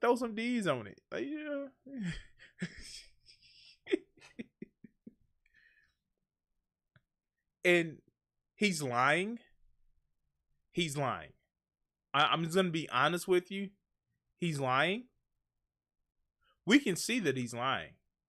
Now, this is the biggest, butt size. I mean, like, these are warrior characters. And like what's been mentioned in the chat, you wouldn't want some fat person being in the game because it'll be a problem. But you can see that the chest size, like right here, isn't at maximum. It isn't at maximum. They hate women. They hate healthiness in women. Some people that are healthy are of a more robust size. But then they'll be ugly to you. This is stupid, but let's go. Another thing woke people hate is diversity. Say what? Come again, Andrew? Isn't the whole woke movement built upon creating more diversity, equity, and inclusion? Well, that's the genius of it. You know he talks like that in real life. You know he talks like that in real life. Like, yeah. Didn't they say that this chick was too thick for them? That she was ugly? She got a big old butt. Like this is stupid. Oh my God, let's go. Woke people say they love representation and equality, while only pushing for acceptance by a small group of people. When they talk about equality, I like to ask them this question. Are white men included in the woke movement's definition of diversity? Yes and no. I will give you that. There are some people who are racist, but they're in a particular group that, this is when I say that black people can be racist. If they weren't in the excluded group, they would have the same beliefs as the people that they claim are against them. Let's look at a random particular figure like Hassan Piker. He's racist. he's racist, and he's too. He may be too malicious to cover it up, or just too stupid. But Hassan Piker is racist. I'm just saying, like, he's racist. I don't know what else to say. Yeah. Now, I will say this. Has the left, especially the online left, done a lot to kind of like ostracize white men or even men in general? Yes. Are some of them that way because they have been offended by certain peoples of the group, and so they turn their hatred to the full group? Yes.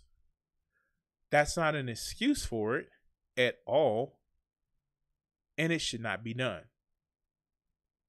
And when you have stuff like this where it's just online discourse, you can actually feel almost as if that's all the discourse. That's why you should go outside. Get off of the internet and interact with real people. I'm just saying. Go outside. The internet isn't the world. It connects the world, but it isn't the world. Go outside. All right, let's go. No. Are religious people included in the woke movement's definition of diversity? No. Yes, they are. But if you keep your religion, if your religion holds you, but you don't hold your religion, and you end up being bigoted. This is the whole, you're intolerant of my intolerance. That's what this is. That's the argument. You should be tolerant of my intolerance. That's stupid.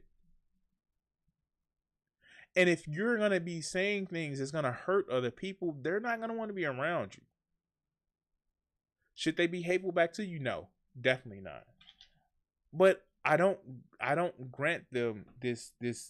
I don't grant you the opportunity of being hateful towards somebody and expect them to just deal with it. Well, let's go.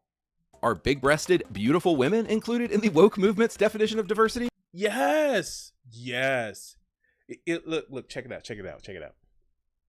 There's these things called lesbians.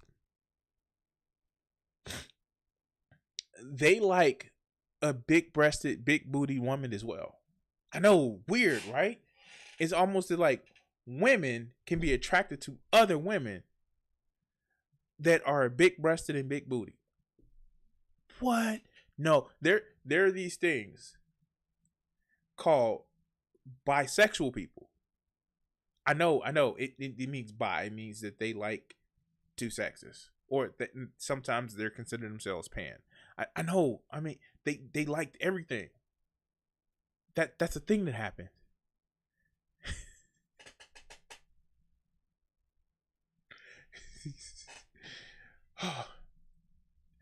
Best means, yeah. No. So it turns out woke people actually hate diversity because they despise these groups of people and leave them out of games. To prove to you that these people hate white men, This is what I love about this one. This is what I love about this. All right, so is this my resolution or just what's the this is 720 and he got this bad of a picture? So let's pull something out. Alan Wake 2. Alan Wake is a white man. I'm sorry. That's a thing that is real. Alan Wake is a white man. The guy who wrote it literally have been is somebody who has made weird and exceptionally crazy games. His name is Alex something, who is literally just a weirdo, and not in a bad kind of way, but just like one of those strange auteur writers in the vein of Stephen King. Like we know that that's a thing that happens. You know what I mean? Like he's a white man. He was married to a woman, and like he ended up in a horror movie. Like that's a thing. We know that. What's another one? Sable. Haven't played that. I think that's like a game on PlayStation Plus that I may have to get into. But this is what trips me out. This is one of the things that tripped me out, right? How is God of War woke? I'll wait for that one. God of War Ragnarok is woke. By that token, Greek mythology is woke. By that token, Norse mythology is woke. I know why God of War they say it was woke, because they had one brown person who wasn't even human. She was a Jotun. But you know, how dare they have a brown person in Norse mythology? It's not like, you know, there was some physical barrier between, you know, Africa and Scandinavia. Like, you know, that's a thing. Even though, like, you know, brown people have been around, you know, forever. But, you know, for some reason, brown person, they mean Angroboda. Can I tell you guys a secret? Can I tell you a secret? Kratos isn't white. What? No, he's Greek. Yeah, no. Kratos is, you know, classic Greek. You know, Mediterranean, olive skin. You know, that whole little lake. And I'm being facetious a little bit, where everybody from all the continents mixed together. He lived in Greece. I mean, like, Spartans, they had wives, but they also had other lovers too. I'm sorry, just like, help me out with this, right? Help me out with this. What's woke about? What was it? Freya. She was a woman and she had a sword. Then you don't know your Norse mythology. Freya wasn't exact. The way they depict Freya in the game is close to what she would have been. She was a beast. And maybe she didn't have the sword play that but it's the reason why they make analogies to her as somebody like Artemis and Apollo, the two twins. Oh, and if you really want to hear something crazy, yeah, she was fucking Freyr. Or it was implied that she was fucking Freyr. I mean, like, if you want to go there, like, you know, it's been they didn't throw the whole Loki is gender fluid type stuff that you would see in Marvel. And speaking of Marvel, sadly to say, Marvel has always been woke.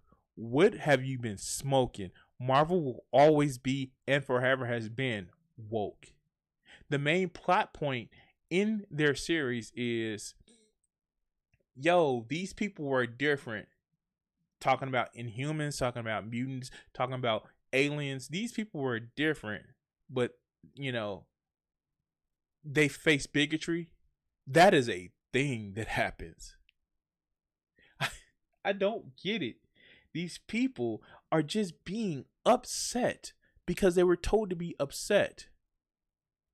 What is this other one? It's just like, makes no sense to me. I've been off on a tangent too long. Let's go back to the video. The CEO of Sweet Baby Inc., a video game consultancy, recently said this. Also, I don't know why games featuring human characters are still so white and male. Like, imagine the CEO of Microsoft being like, why are people in games so black now? So there's an obvious insane double standard here. Because they're more than just white males that are humans.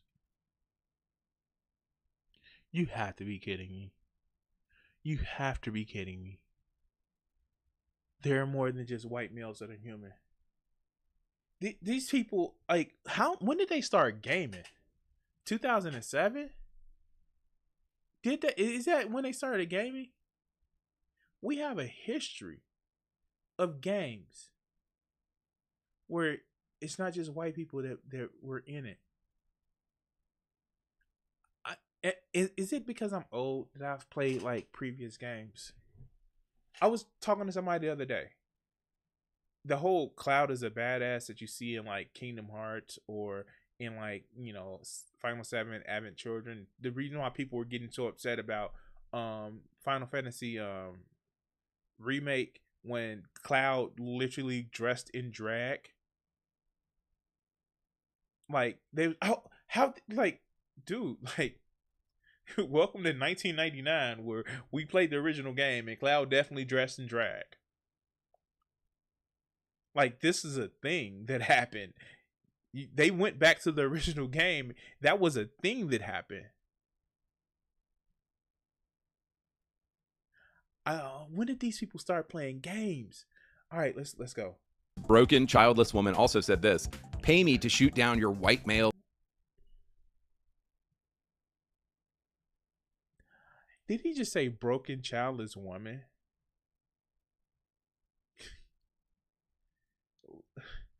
So many of these lonely males are never going to have children besides, you know, them impregnating Pamela or Rosie. Again, I'm old, so you'll get the joke. So much so that, no, we got to stop males from gooning because that makes them like, no, their attitude makes them bad. That's why people don't want to have fun with them in that way. All right, let's go. Lead game ideas. But it gets worse. Black Girl Gamers, a racist woke organization, has publicly stated this. We will not work with white mids. Imagine any company saying that. Imagine a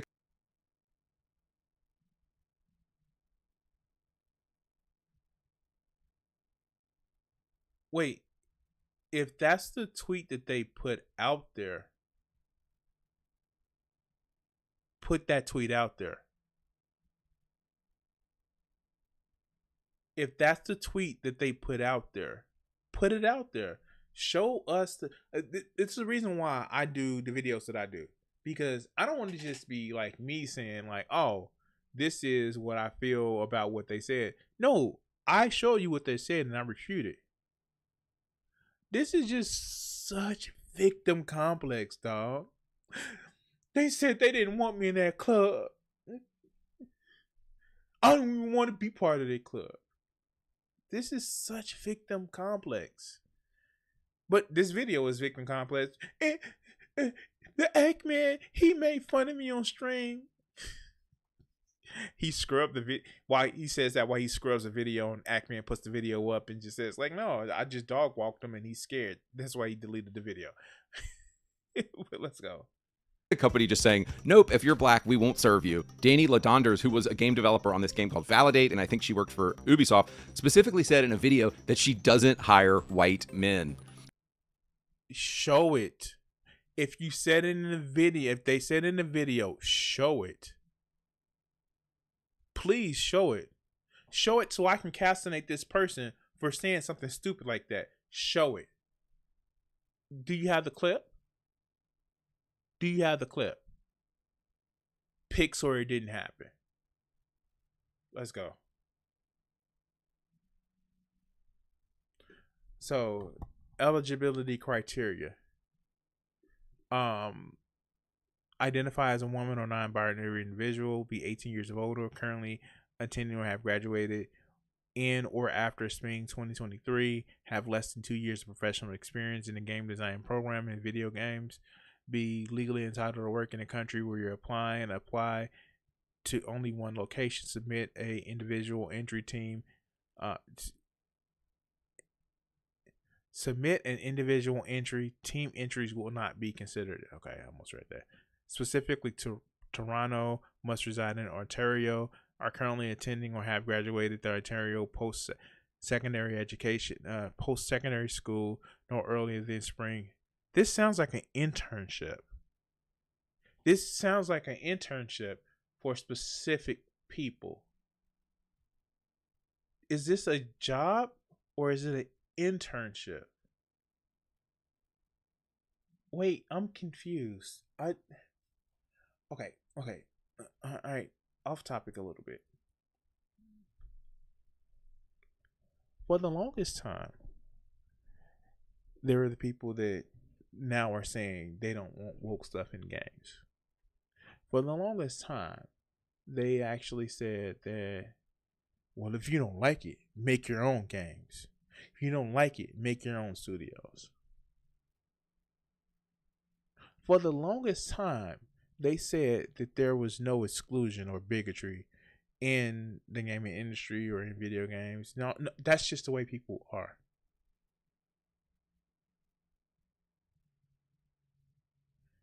When people make their own games, it's too woke. How dare you? You shouldn't be making these games. When people consult for games to make them more woke, then they're just trying to destroy the gaming industry. When people clearly apply, send a what seems like an internship or scholarship applications, then it's a problem. It's so much of a problem that they had to try to overturn it or overturn affirmative action at the Supreme Court, because how dare I be excluded from anything? It's not a problem to be excluded, but when they're excluded, then it's a problem. Is this just because you feel that there are people that are qualified or maybe qualified from experience that now you have to compete? You're just not gifted it because the competition isn't there? Is that what it is? Is that what it is? Is what it is that you can't sit back in your mediocrity and just quote unquote get the job or have things surrounded by you? How fucking lazy is that, right? How lazy is that? And I know I'm going off of, well, if it's this, then it's this, but is that what it is? Is it that you lazy and you don't want to try? And when, if there's somebody that comes in and be a credible threat, then it's a problem because you can just used to be able to just pass by. But I thought these were men. I thought these were strong men that needed to just like express their manliness. But the threat of somebody who you say is weaker than you, who's not as strong as you, that is not as smarter than you, but the threat of them being around is the end of the world. But they're not victims, right? They're just, if you get the same sexual gratification of boys being boys. All right, let's go. Just to go even further down the rabbit hole, Ubisoft has a mentorship program right now where they said they will not consider you for it if you are a white man.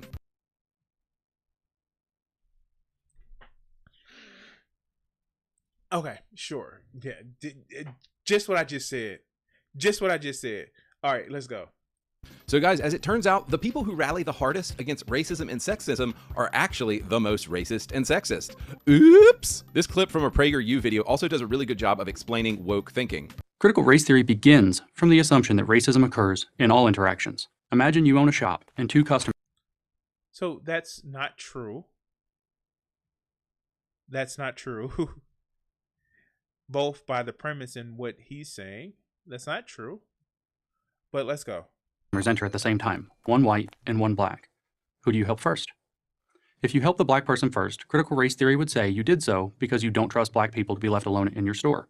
That's racist. If you help the white person first instead, critical race theory would say you did so because you think blacks are second-class citizens. That's racist too. That's critical race theory. It can find racism in... Wait, what? That's not what critical race theory is.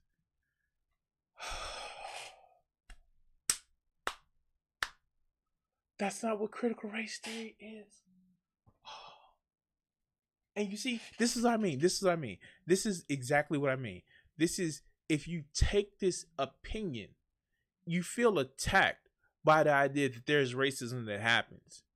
You feel attacked that you may actually feel that, well, I can't win. I can't win. If whatever I do, I'm going to look racist.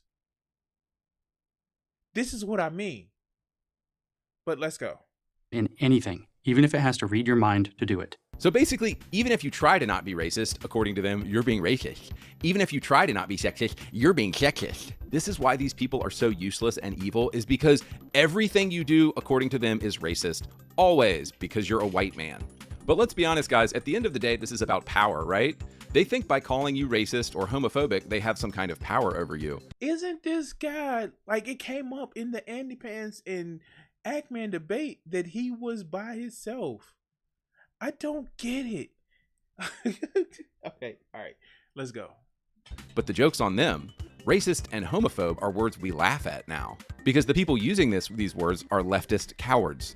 You saw the Act Man try to make this statement in one of his recent videos. Oh, I guess everything is woke now, huh? So everything is just woke. This is what's known as a straw man fallacy, and it isn't actually an argument. If you lived... That's not what a straw man fallacy is. Oh my God, he is dumb. That's not what a straw man fallacy is. Oh my God. No.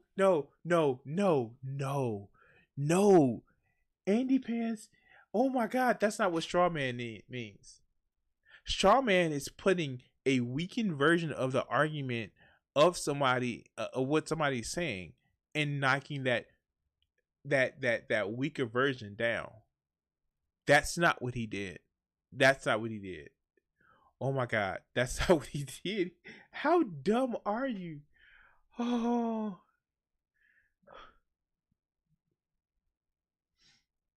my God. Oh my God. Yeah, the stupidity is giving me a stroke. Yes, it is. All right, let's go. Lived in a town that was flooding and somebody said, "Why are you using the word flood so much? I'm so tired of hearing that word." Well, we use the word flood because it describes what is happening right now. More importantly, why are you defending gay-ass propaganda in video games? All right, so I hope I've done a good job of explaining generally what wokeism is. Now, where do we see... No, you didn't. You did. Well, there's the linchpin of your video. Oh my God, this is an idiot. Like, okay, I get. Trust me. I get it is valuable to make people mad for stupid reasons. I get it. Oh my God, I get it.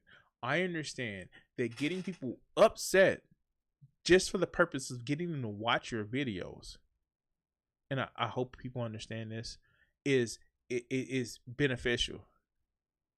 I get it. But at some point, you just have to recognize they're weaponizing your anger, right? They're using your anger to get them either fame, fortune, or self-assurance that they're doing a good thing. At some point, you got to be like, yeah, this is benefiting them from being angry. I don't you see that? Don't you see that? All right, let's go. See it in games. Wokeism shows up in games in at least 6 possible ways. Oh, let's hear. It's woke to make a female ugly. Huh? Wait, huh? Wait, what? Wait, what? Wait, what? Oh, I'm sorry. Huh? It's woke to make a female ugly. And not even it's not even a woman ugly. It's a female. Just like I look every time I hear somebody say female in video games, I just think they look like this. Hold on, let me see if I still got it. Oh wow. I don't have it. You ever seen a Ferengi? I know. Have you ever seen a Ferengi? Hold on, let me see it.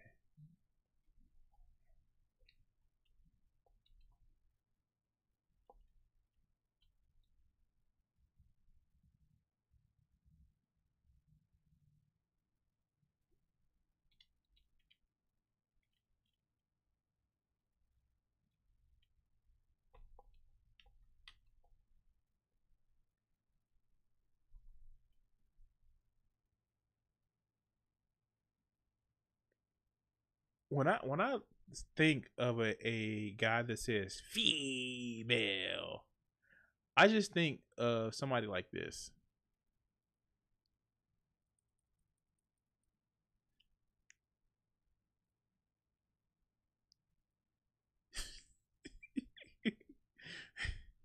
Got his Sunday best on.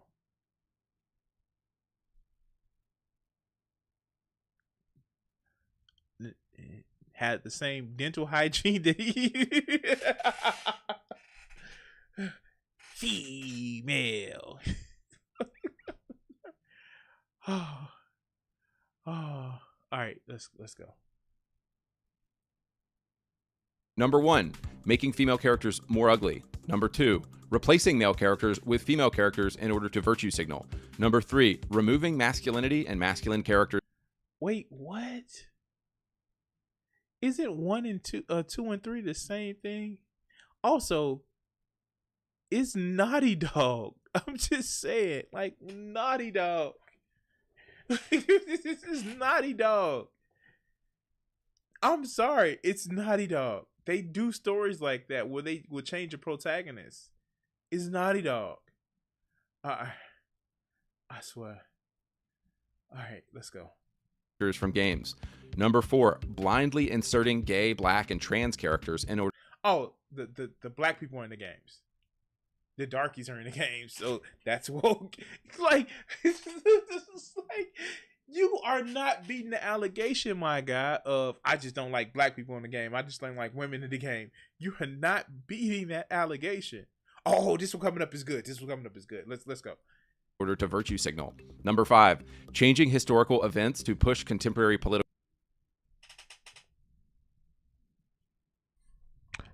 It's fiction, dog.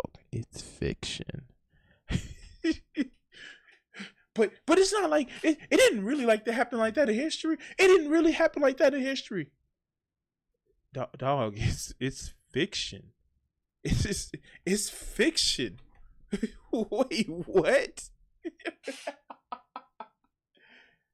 This is why y'all mad. The fictional video game was fiction. The fictional video game was fiction.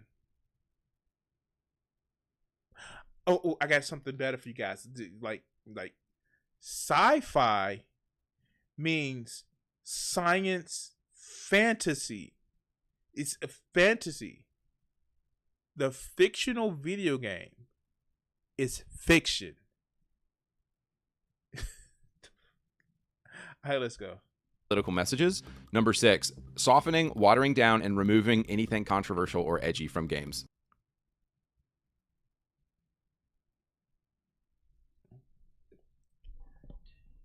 Exactly. When does that happen? Like, when does that happen? When like, that's just been happening since games went mainstream. That's a profit motive. That's okay. We can't put something too disturbing in this game because it won't sell well. It's a reason why a lot of horror games don't sell well, because it's not for a niche audience. Wow, this guy is dumb. So we are going to look at these 6 key ways that games have been wokeified, and we're going to track the increase of all of these things in games over time. Before we get into it, just to give you a larger sweep of the problem here, I tracked the 20 most played or critically acclaimed games from 2004, 2014, and 2024. You can check my math below and see the games I picked.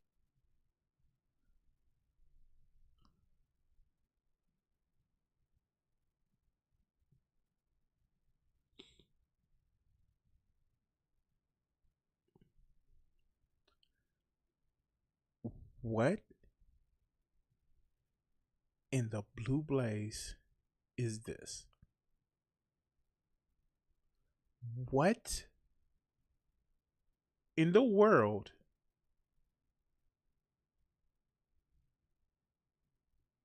where I become a vending machine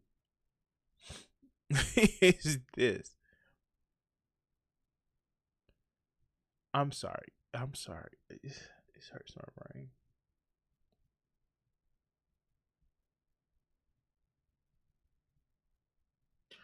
Not only is he going by specific years, the specific 10-year gaps, which is limited of itself. He says the top 20 console and PC games. This doesn't cover the breadth and width of the games. Is he just stupid? I know I made allusions to that, but he's just stupid, right? And some of these games are just multiplayer games. Like, all right, let's go. Let's give him enough rope to his auto asphyxiation fantasy.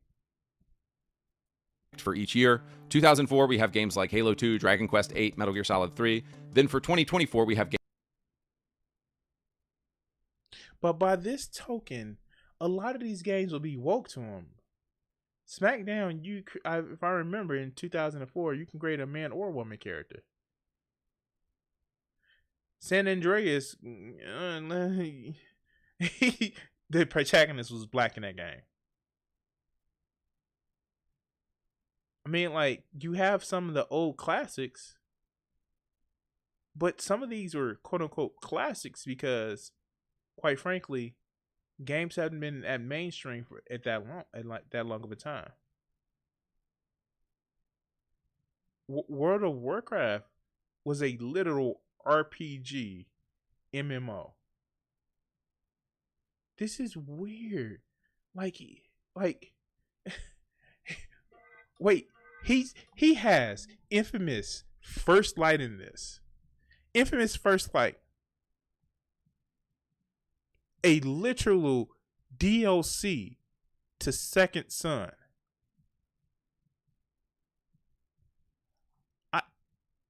Dragon Age?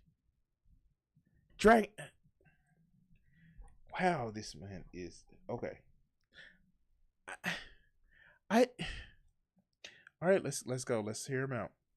Games like Modern Warfare 3, Final Fantasy 7 Rebirth, Elden Ring, because it's still one of the most played games, etc., etc. I then showed in the blue bar if the game only allowed you to play as a man, then the pink bar is if the game lets you play as a woman or gives you a choice between man or woman or lets you play as a trans character. And I think this graph lets you see exactly what is wrong with the game industry. Yeah, it's idiots like you that's trying to make it so exclusive for other people because your feelings get hurt because other people are represented, or what I suspect is that you think that if you see a gay or trans person that it makes you want to go suck on a penis even more than you already do. I was just saying. All right, let's go. As we got away from playing male characters in games, the general quality of video games went down. And I hope that's clear in this graph. No, it didn't. The cost of making them has gone up. Simply put, because when you gave developers the tools to make their job easier and come out with games in the same amount of time, or come up with more expensive games, the creative types that says, "Ooh, better tools. Let me build harder versus building quicker." They said, "Let me build harder." That's what happened.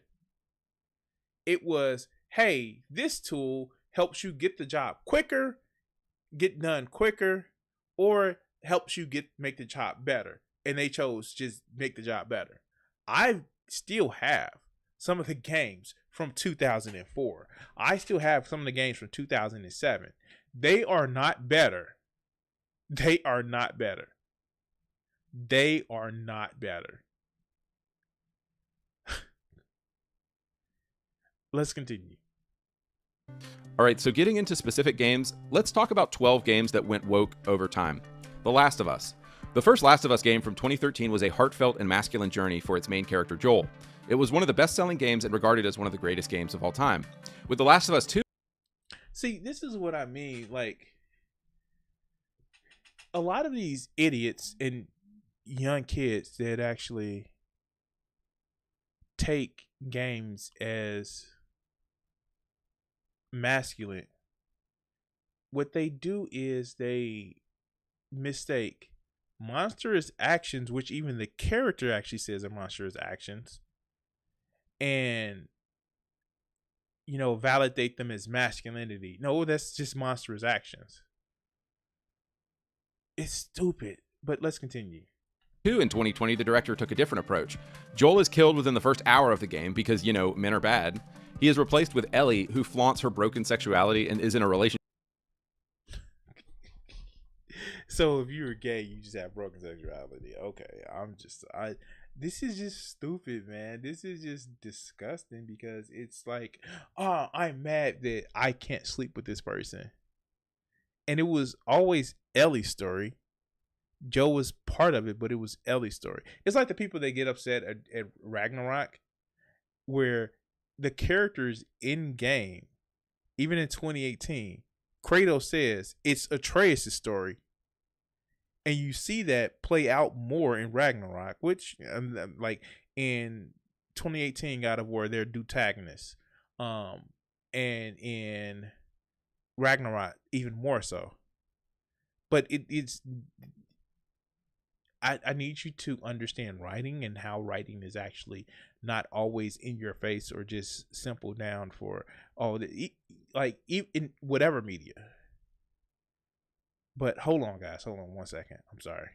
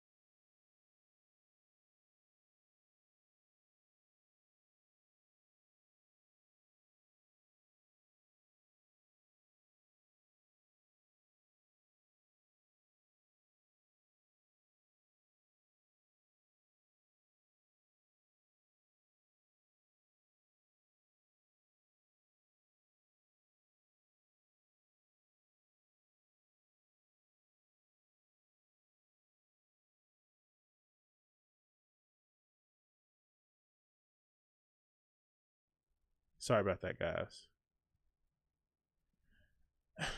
Sorry about that. I got a phone call that I need to answer. But let's go. Relationship with a woman. I honestly didn't mind the first half of the game, but the last half is disgusting. For the last 20 hours of the game, you're expected to play as Abby, Ellie's mortal enemy. She's a really mannish and disgusting girl boss character, and there's a nasty sex scene with her cuck boyfriend. So the first game was about masculine. Wait. You mad that one, it was a chick that was a lesbian, but the chick that was straight, you also mad? Were you jealous because she looked more buff than you? Was that what it is, Andy Pants? Is that what it is? No joke. They talk about wanting a woman who works out and who's healthy and all that other good stuff. But when they get one who's, capable in the video game, then she looks manly. Like, dog, not everybody is a a hub star. like for real, man. This is weird.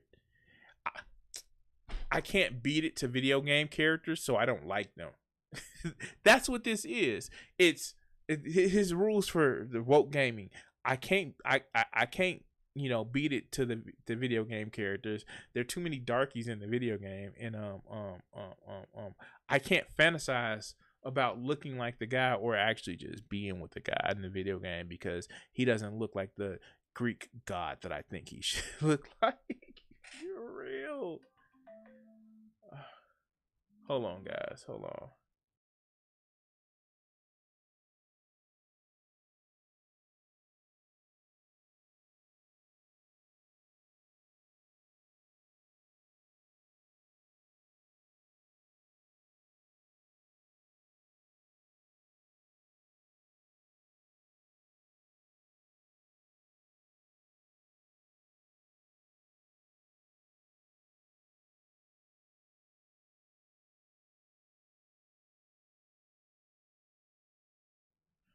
But yeah, bravery, honor, defending a young girl. And the second game is about lesbians being a cuck and mannish chicks with big arms.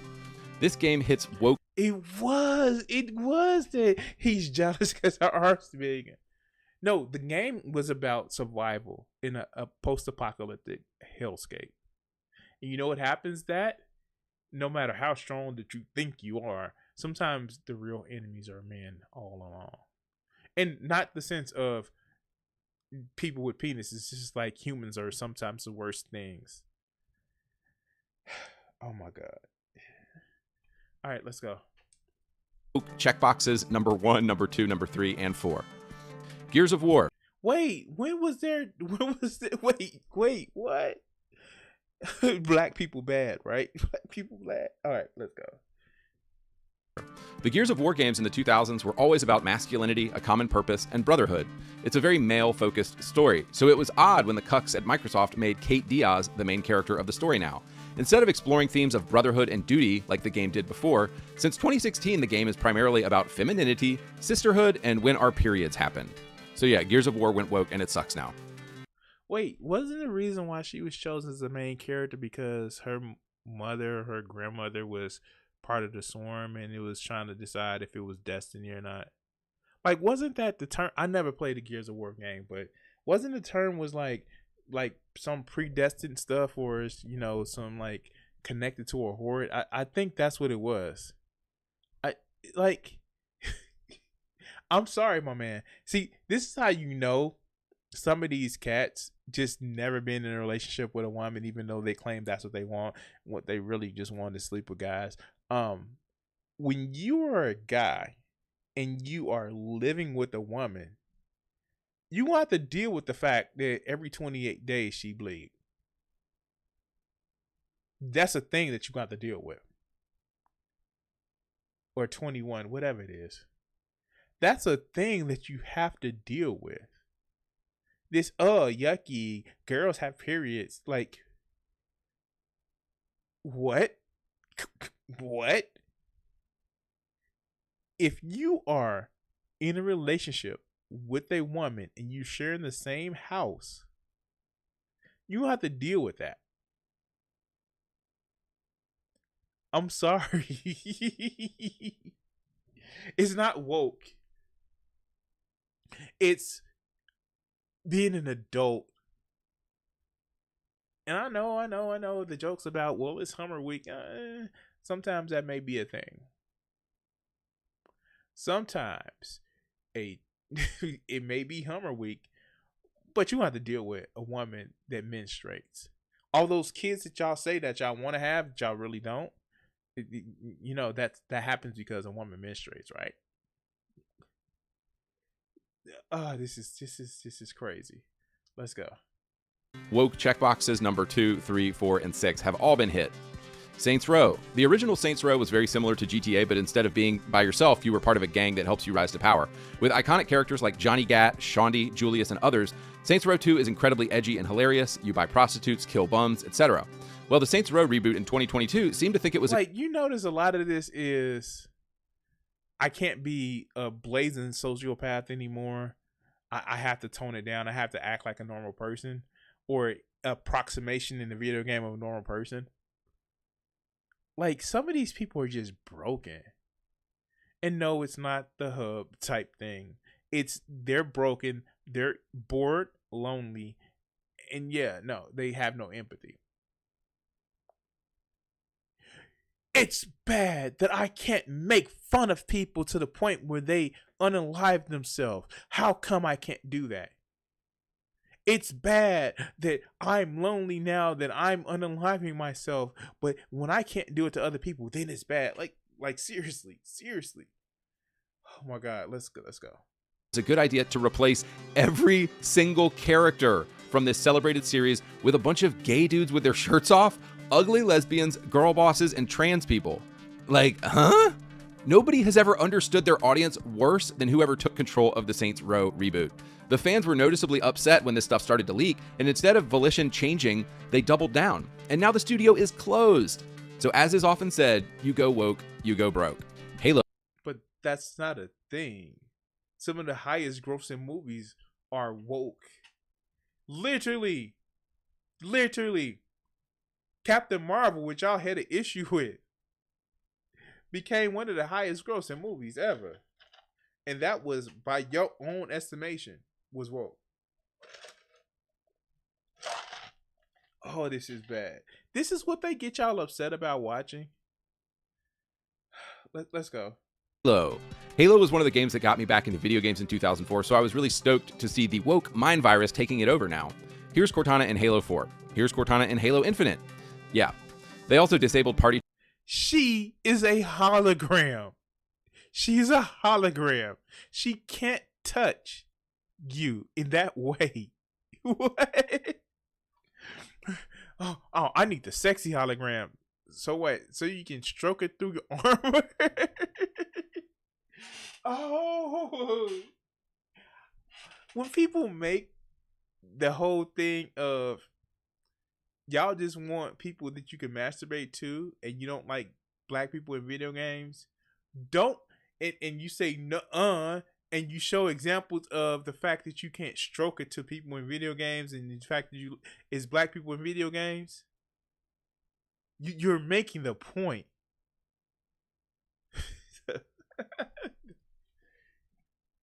And you're not even making a good point. You're not even man enough or strong enough to make the point. Andy Pants is doing it, but he's probably not doing it on purpose. He's probably doing it unironically because he thinks, yeah, I'm making a good point. But you're doing the thing, dog. You're doing the thing. Chat by default in Halo Infinite because, people are soft and can't handle reality now. They killed off funny characters like Avery Johnson. Again.